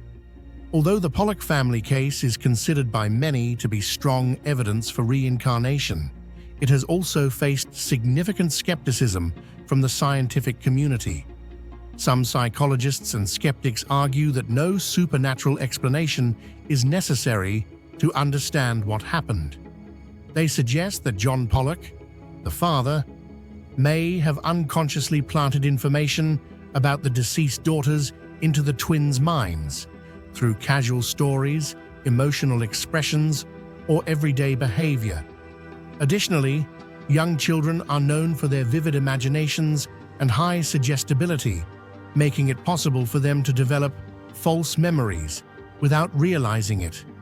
However, these explanations struggle when confronted with concrete evidence, such as the birthmarks that precisely matched real injuries or behaviors and memories that emerged too early to be learned or inferred. The detail and accuracy of these elements make purely psychological theories far less convincing. As they entered adolescence, Gillian and Jennifer began to gradually lose the strange memories that had once astonished their entire family. The behaviors that had seemed to carry traces of a past life slowly faded away, replaced by the routine of an ordinary childhood. The inexplicable remarks, the uncanny recognitions, they all quietly disappeared as if they had never existed. Yet, what occurred during their early years remains an unsolved mystery to this very day. A cardboard box, a deserted road, a freezing winter day in Philadelphia. No one could have imagined that inside that seemingly harmless box, originally meant to hold a baby's bassinet, was the naked, bruised, and frozen body of a little boy, no more than 4 to 6 years old. No clothes, no documents, no one searching. and no one knew his name. In that moment, America lost a child, not just to death, but to the cruelest form of oblivion. And yet, paradoxically, that same death sparked something extraordinary. The boy's face appeared on posters across the city, thousands of letters were mailed, news articles flooded the press, and an entire nation began searching for a name that had been erased from the world. Boy in the Box, a nickname born from the container he was found in, would become the symbol of a haunting question that remained unanswered for over half a century. Who was this boy? And why did he die so utterly alone? The boy's identity, his background, and the story behind him were all complete unknowns. There were no clues indicating where he came from, who he belonged to, or why he had been abandoned in such a dreadful state. His body was emaciated, weighing only around 14 kilograms, 30 pounds, showing signs of severe malnutrition. His hair had been crudely shaved, and more disturbingly, his body was covered in bruises and abrasions, raising strong suspicions of abuse. Police dubbed him the Boy in the Box because there was nothing else to identify him apart from the worn cardboard box he was found in. They took his fingerprints, reconstructed his face, and photographed his body, even launching a statewide campaign, printing thousands of posters bearing his image and mailing them to every household. Major newspapers ran the story, and radio and television programs mentioned the case week after week. The entire city of Philadelphia was swept into a wave of urgency, trying to uncover the identity of a child that no one recognized. What's most tragic is that for decades, no one ever stepped forward to claim him as family. No missing child reports matched his description. Though hundreds of leads were followed, every path led to a dead end. Each year, new investigators would pick up the case, hoping that someday justice would be served. But time kept passing, and the boy remained an anonymous child, forgotten by name but never by mystery. In your opinion, what's more terrifying in this case, the death itself or the 65 years of silence that followed? Could the truth have been hidden by the very people who were supposed to love and protect him? Feel free to share your thoughts on this in the comments below. The most haunting part of the entire case wasn't the crime scene or the injuries on his body. It was the reconstructed image of the boy's face. A tender face with innocent eyes, roughly cut hair, and a quiet, indescribable sadness at the corners of his mouth. Though no one knew who he was, the police spread that image everywhere, at gas stations, stores, schools, and post offices, hoping someone might recognize him. But as the years passed, that face lived on only in the public's memory, becoming a symbol of a child forgotten long before he ever died. People gave him a name that was both affectionate and sorrowful, America's unknown child. Even though no one ever came forward to claim him, he was never truly forgotten. That face, with no name, no age, no voice, haunted millions for decades, stirring questions that still have no answers. For more than 6 decades, investigators followed over 400 separate leads, but every single one led to a dead end. Some theories suggested the boy had been kept like a lab subject or had lived under extreme neglect and abuse before being killed and discarded. One accusation pointed to an illegal foster home nearby, but no concrete evidence was ever found. Another witness claimed to have seen a woman dragging the box, but her testimony could not be verified. The most chilling theory came from a woman named Martha, who claimed her mother had purchased the boy from his biological parents, then kept him locked up, abused him, and eventually killed him in a fit of rage. The story shocked the public, but once again, no forensic evidence could support it. It was just another broken piece of a puzzle that refused to fit. And so, the case slowly grew cold, becoming a dusty old file, quietly buried by the passage of time. It wasn't until December 2022, after 65 years of mystery and heartbreak, that modern science finally reached the truth that generations of investigators had failed to uncover. Using genetic genealogy, a technique that analyzes DNA from the victim and compares it to public ancestry databases, experts traced the final clue. The name that America had waited more than half a century to hear was revealed. Joseph Augustus Zarelli, born in 1953 in the very city where he was abandoned, Philadelphia. Joseph was the result of an out-of-wedlock relationship between two very young parents. Although the identities of his biological mother and father were confirmed, they have not been publicly released for legal reasons, and the family has declined to comment. They chose silence, a silence that has persisted to this day. No one knows why Joseph was abandoned. No one knows what happened during the final, silent years of his short life. But at the very least, he now has a real name. No longer boy in the box, no longer unknown child, but Joseph, a real person, finally given back the identity that had been lost for more than half a century. In 1998, the boy's body was laid to rest at Ivy Hill Cemetery beneath a headstone inscribed with the words "America's Unknown Child," a quiet tribute to a life no one could name.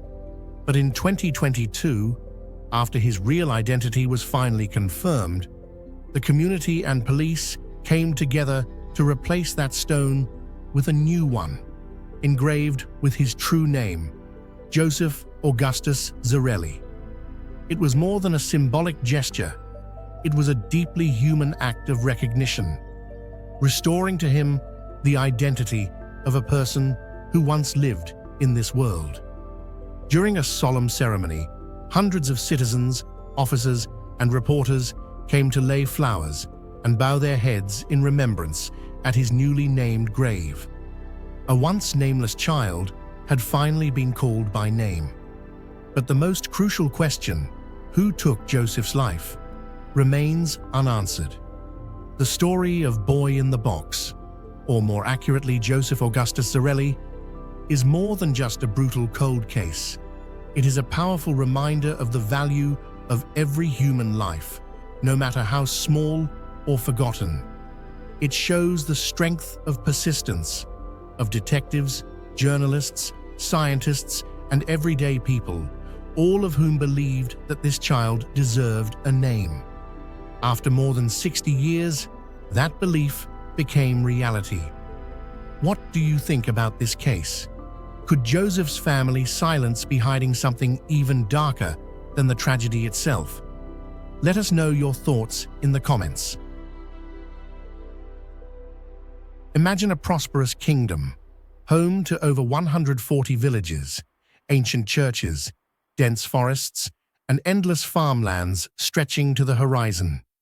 A peaceful coastal land where humans and nature lived in harmony for centuries. And then, in a single night, everything vanished without a trace. No rooftops, no voices, no signs of life. Only the cold ocean swallowing it all. This isn't a tale of fiction. This is Lyonesse, a kingdom lost beneath the sea, remembered in the legends of Cornwall as a collective haunting, and still one of the greatest unsolved mysteries in Europe. Once called the land beyond the waves, now it exists only in whispered stories and strange traces beneath the cold seabed.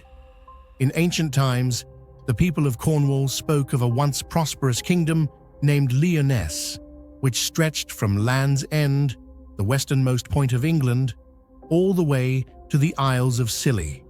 It was more than just a stretch of land.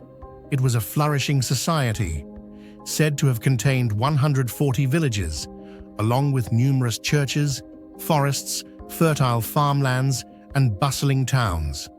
Life in Lyonesse was peaceful, prosperous, and in harmony with nature.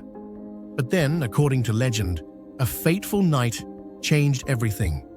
A devastating flood surged in from the sea, sweeping away the entire kingdom and its people, leaving behind nothing but a calm ocean surface, as if nothing had ever existed there.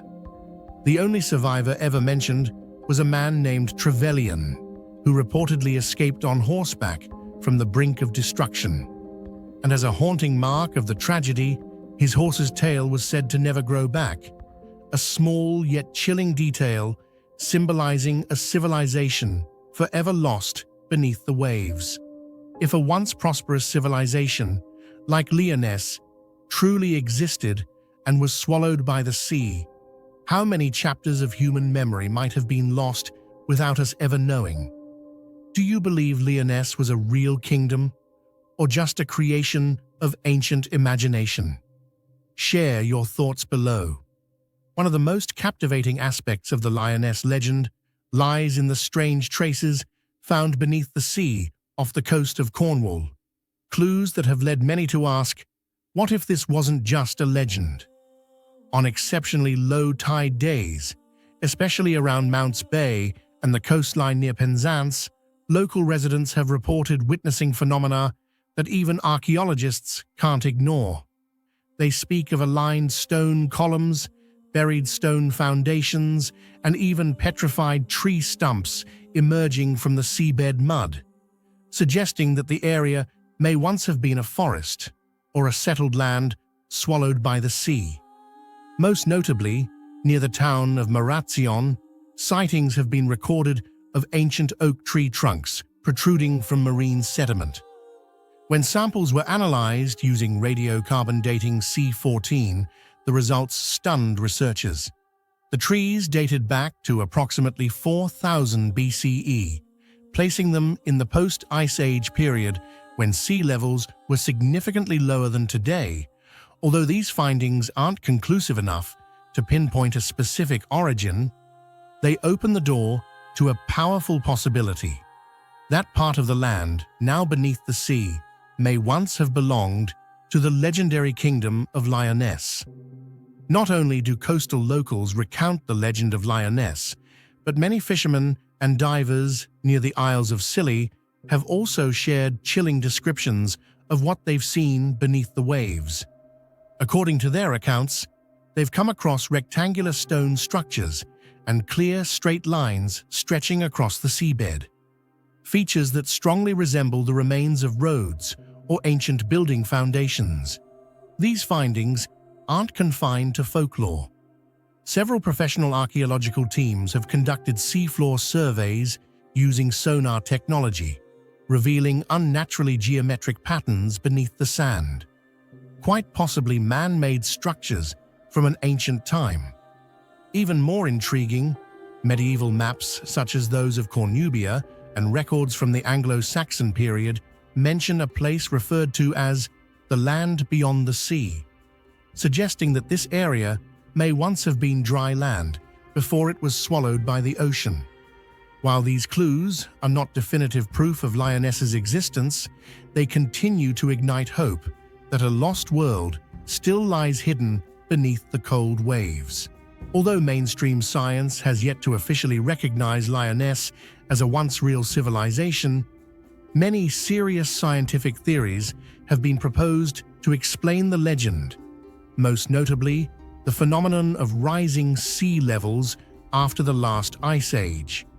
Around 10,000 years ago, as the ice sheets melted, global sea levels rose dramatically, submerging many low-lying coastal regions.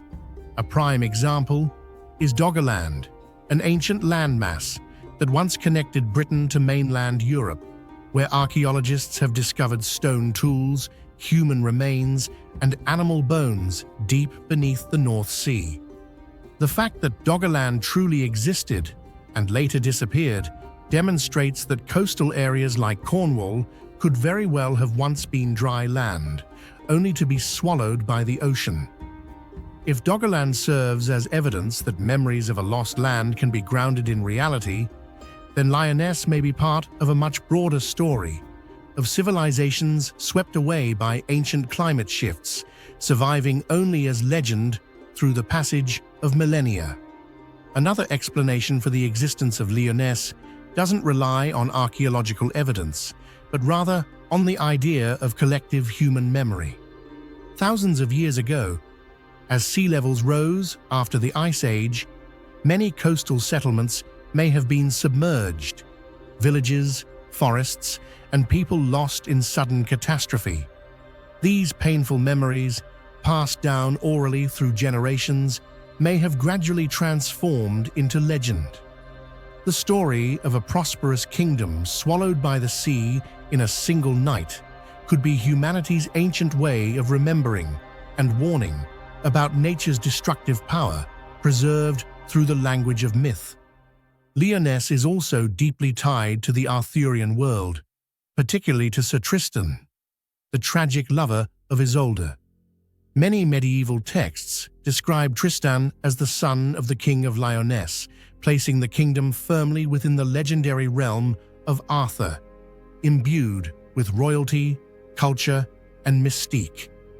This association has only further embedded Lyonesse in the British imagination as a land both mythical and regal. Today, at Land's End, believed to be the final edge of Lyonesse, visitors can find plaques and signs recounting the legend. Many amateur diving groups continue to explore the seas around the Isles of Scilly, hoping to uncover fragments of a buried world. Although scientific proof remains elusive, the legend and belief persist, passed down through locals, chroniclers, and curious travelers alike.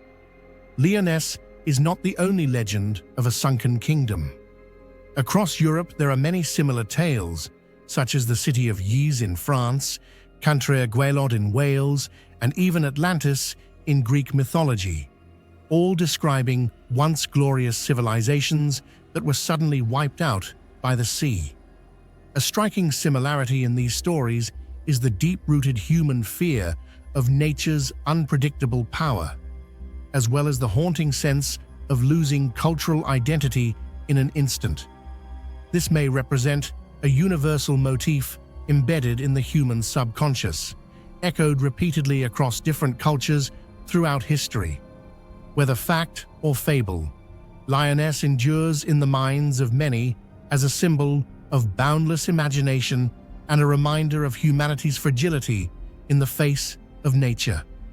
The waves crashing along the cliffs of Land's End still seem to whisper its name, a name from a world that may once have existed, or may still be waiting to be discovered beneath the sea.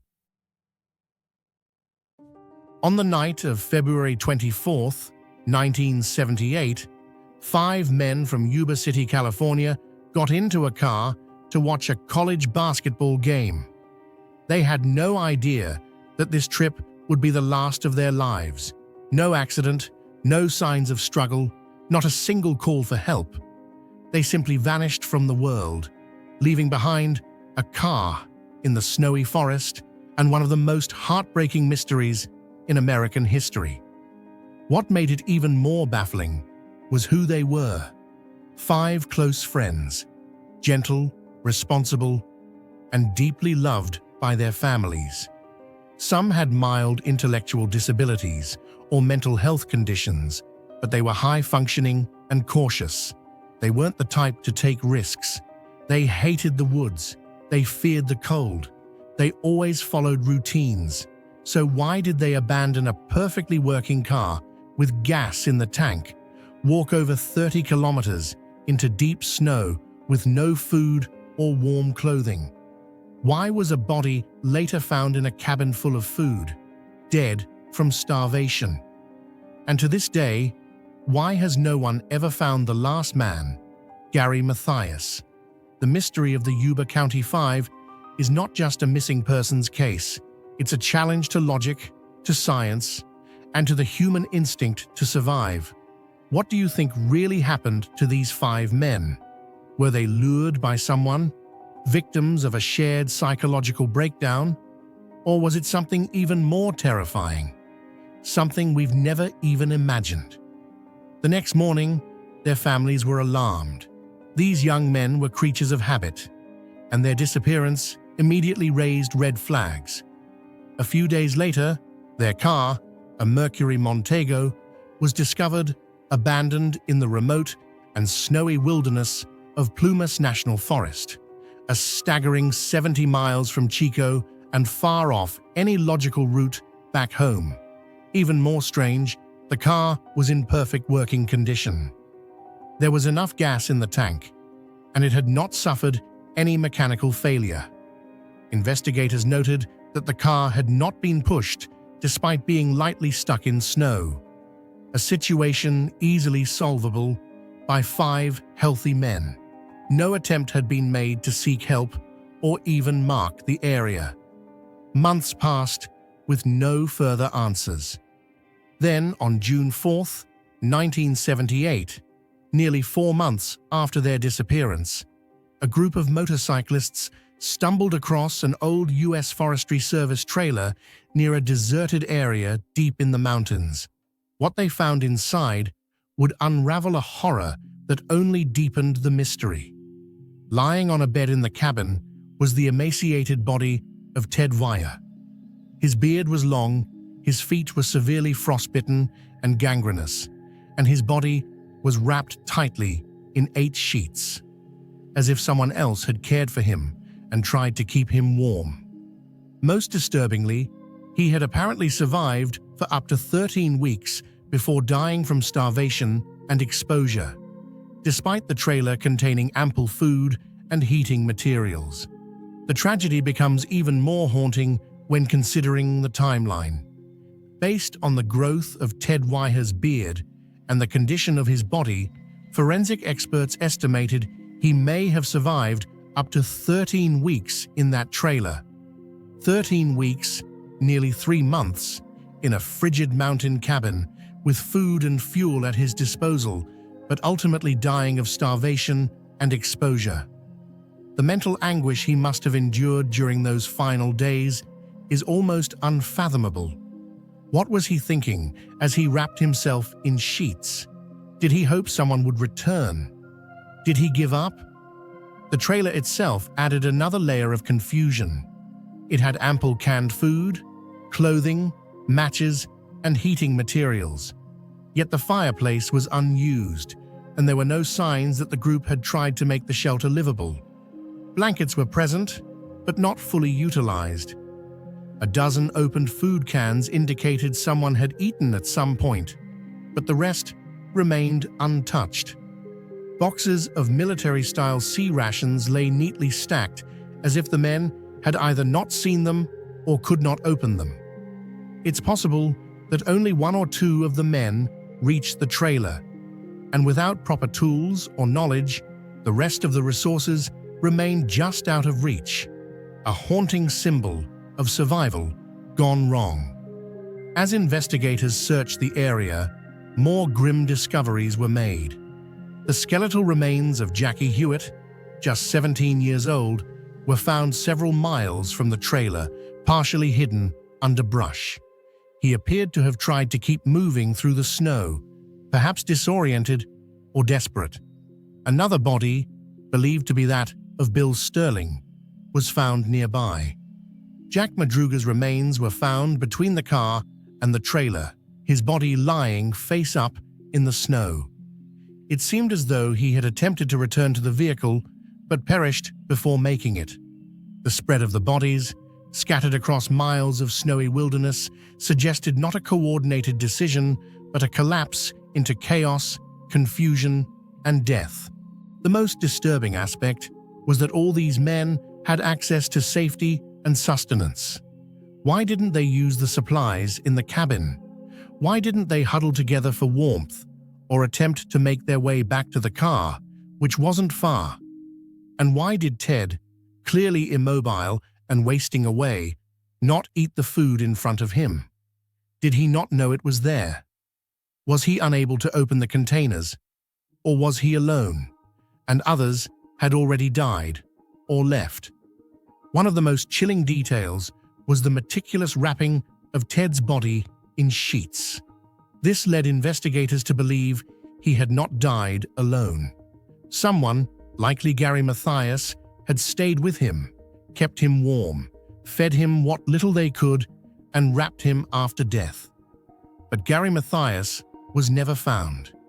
His shoes were discovered in the trailer, and it's believed he might have taken Ted's boots to venture back into the snow. His body has never been recovered, and his fate remains an enigma. Meanwhile, the condition of the other bodies painted a chilling picture.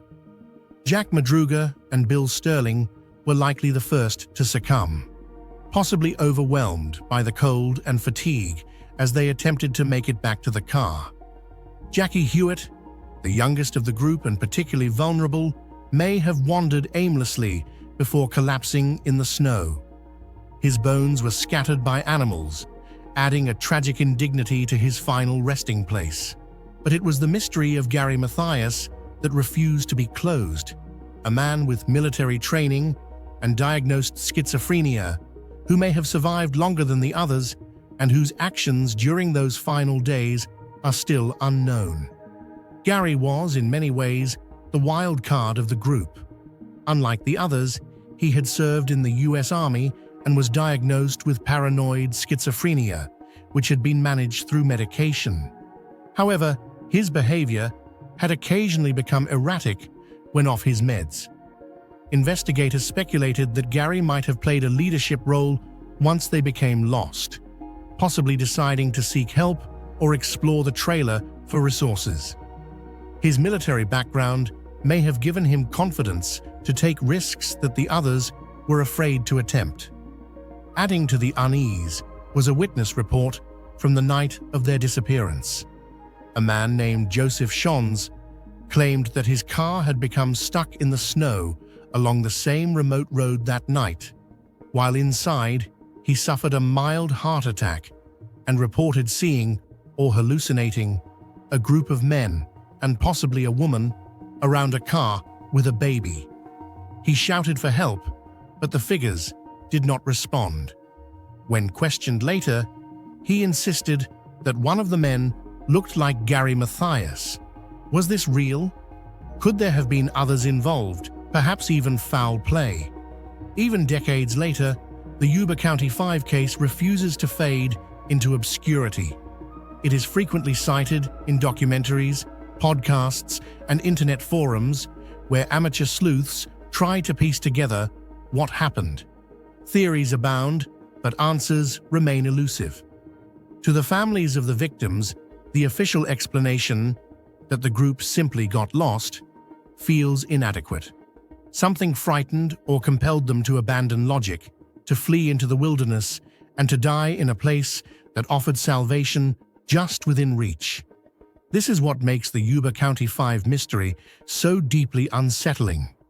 It touches on primal fears of isolation, confusion, betrayal by one's own mind, and death when safety is just out of reach. It suggests that even in the modern age, there are still corners of our lives and our minds where logic falters and the unknown prevails. Some treasures are buried by natural disasters, others are lost to the depths of the ocean, but few have vanished in the very act of being protected by the very person entrusted to safeguard them.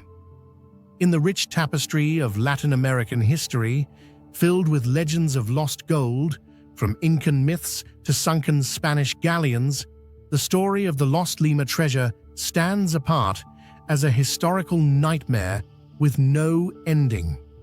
This was a treasure not only of immense economic value, but of sacred significance, a symbol of faith for an entire colonial civilization. And yet, within mere days, it disappeared without a trace, with not a single artifact recovered, and the man who carried it off faded into obscurity, as if he had never existed. This isn't just a tale of stolen gold. It's a story of betrayal on a historic scale, where one man was given trust, holy relics, and power, and then took it all, vanishing forever. In the 18th century, Lima, the colonial capital of Peru, was not only the administrative center of Spanish power in South America, but also the spiritual heart of Catholicism in the New World.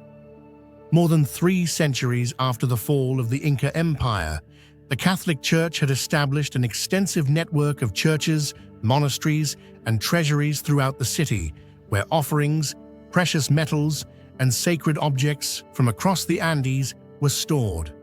Unlike royal treasuries of kings and emperors, the Lima treasure held a uniquely sacred quality. It was a physical embodiment of faith and religious authority. It included diamond-encrusted statues of the Virgin Mary, solid gold crucifixes, hand-carved chalices, and even silver coffins used in the funerals of bishops. Each item was not only materially priceless, but also deeply symbolic for the Catholic faithful.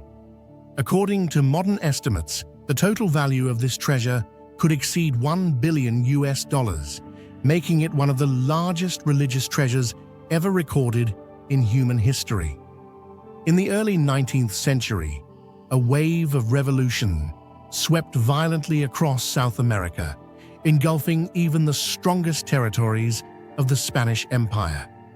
In 1820, under the leadership of General José de San Martín, the insurgent forces in Peru launched a decisive campaign for independence. Faced with the unstoppable tide of history, the Spanish colonial government in Lima descended into chaos and fear. What terrified them most was not the loss of land, but the possibility that the sacred treasure of the church might fall into the hands of the revolutionaries, who might see it as a symbol to be destroyed. Confronted with this dire situation, Viceroy José de la Serna, the highest representative of the Spanish crown in Peru, made a fateful decision to immediately evacuate the entire treasure to Mexico, a territory still loyal to the monarchy. He believed that only by removing the treasure from Lima could the Holy Cross be protected from the godless wave of revolution. Little did he know, the decision he thought would save it would instead mark the beginning of one of the greatest disappearances in human history. In October 1820, in a desperate effort to protect the treasure from falling into revolutionary hands, the entire sacred wealth of the church, consisting of hundreds of heavy chests filled with gold, silver, jewels, and religious artifacts, was secretly loaded onto the Mary Dear, a merchant vessel captained by British seaman William Thompson. It was a calculated decision. Instead of using a warship that might attract attention, the Spanish authorities chose a neutral merchant ship to avoid raising suspicion. On board were Thompson's British crew and a detachment of Spanish soldiers assigned to guard the treasure. The ship departed from the port of Callao, headed for Veracruz, Mexico, but just a few days into the voyage, everything collapsed in the most unexpected way. According to later testimony, William Thompson and his crew betrayed their mission, cold-bloodedly murdering all the Spanish guards, redirecting the ship and vanishing off course. They took the entire treasure and disappeared into the Pacific Ocean, leaving behind one of the most mysterious disappearances in history. Since that moment, no one has ever seen the Lima treasure again. Some theories suggest that Thompson landed on a remote island, possibly Cocos Island, now part of Costa Rica, and buried the treasure there, before attempting to return to civilization under a new identity. But for over 200 years, every clue has led to a dead end. That fateful mission to protect the faith has since become a tragic symbol of betrayal, where devotion was exchanged for greed. What do you think really happened after William Thompson betrayed his mission and vanished with the treasure? Did he truly bury it on a remote island, or was it all just a cover for a far more elaborate scheme? Share your theory in the comments. Who knows, maybe a new clue will come from you. After the story of William Thompson's betrayal spread across the Americas and Europe, it ignited the imagination and thirst for adventure in generations of treasure seekers. From 19th century explorers to modern-day archaeologists, more than 300 expeditions have ventured into the waters of Central America, focusing primarily on Cocos Island, believed to be the hiding place of the treasure. Equipped with metal detectors, ancient maps, underwater tracking devices, and advanced scanning technologies, they set out with unshakable conviction that the Lima treasure still lies hidden somewhere, buried beneath dense tropical forest, or sealed inside underground cave systems. Some have devoted their entire lives to the search, while others have gone missing or perished in violent ocean storms. Yet not a single gold coin or concrete trace has ever been recovered. Part of the reason is that Cocos Island is now a strictly protected nature reserve under Costa Rican law, with unauthorized excavation strictly prohibited. Additionally, if the treasure was indeed buried deep within volcanic rock or submerged cave networks, accessing it might be nearly impossible. And so, the search for the Lima treasure continues, like a 2-century-old curse that has yet to be broken. No longer just a local tale, the Lima treasure has inspired countless works of popular culture, from films like Indiana Jones and National Treasure to adventure games such as Uncharted. The image of a sacred treasure betrayed and lost at sea, along with a treacherous captain who vanished, has become a classic motif in the lore of mysterious lost treasures. Fascinatingly, even after more than 200 years, the search continues. Every decade, new seekers emerge, drawn by what seems to be the siren call of an unresolved curse. More than 2 centuries have passed, yet the questions surrounding the Lima treasure remain unanswered. Did William Thompson truly bury the treasure on Cocos Island? Or was it all an elaborate ruse so he could gradually sell it off and live a hidden life in Europe? Or worse, did the treasure ever even leave Lima at all? And was the entire betrayal story merely a smokescreen for a deeper conspiracy? Theories have piled up over time, but solid evidence remains non-existent. It is precisely this uncertainty that has allowed the legend of the lost Lima treasure to endure, becoming one of the most captivating mysteries in history. The lost Lima treasure is not just a tale of gold and jewels. It stands as a symbol of greed, faith, betrayal, and the unending human desire to uncover the unknown. What began as a decision supposedly made to protect the faith has become one of the most haunting disappearances in the history of the world. And what about you? If given the chance, would you dare to search for the Lima treasure? Or do you believe it's nothing more than an ancient curse, one where traitors and treasure hunters alike are doomed to a tragic end?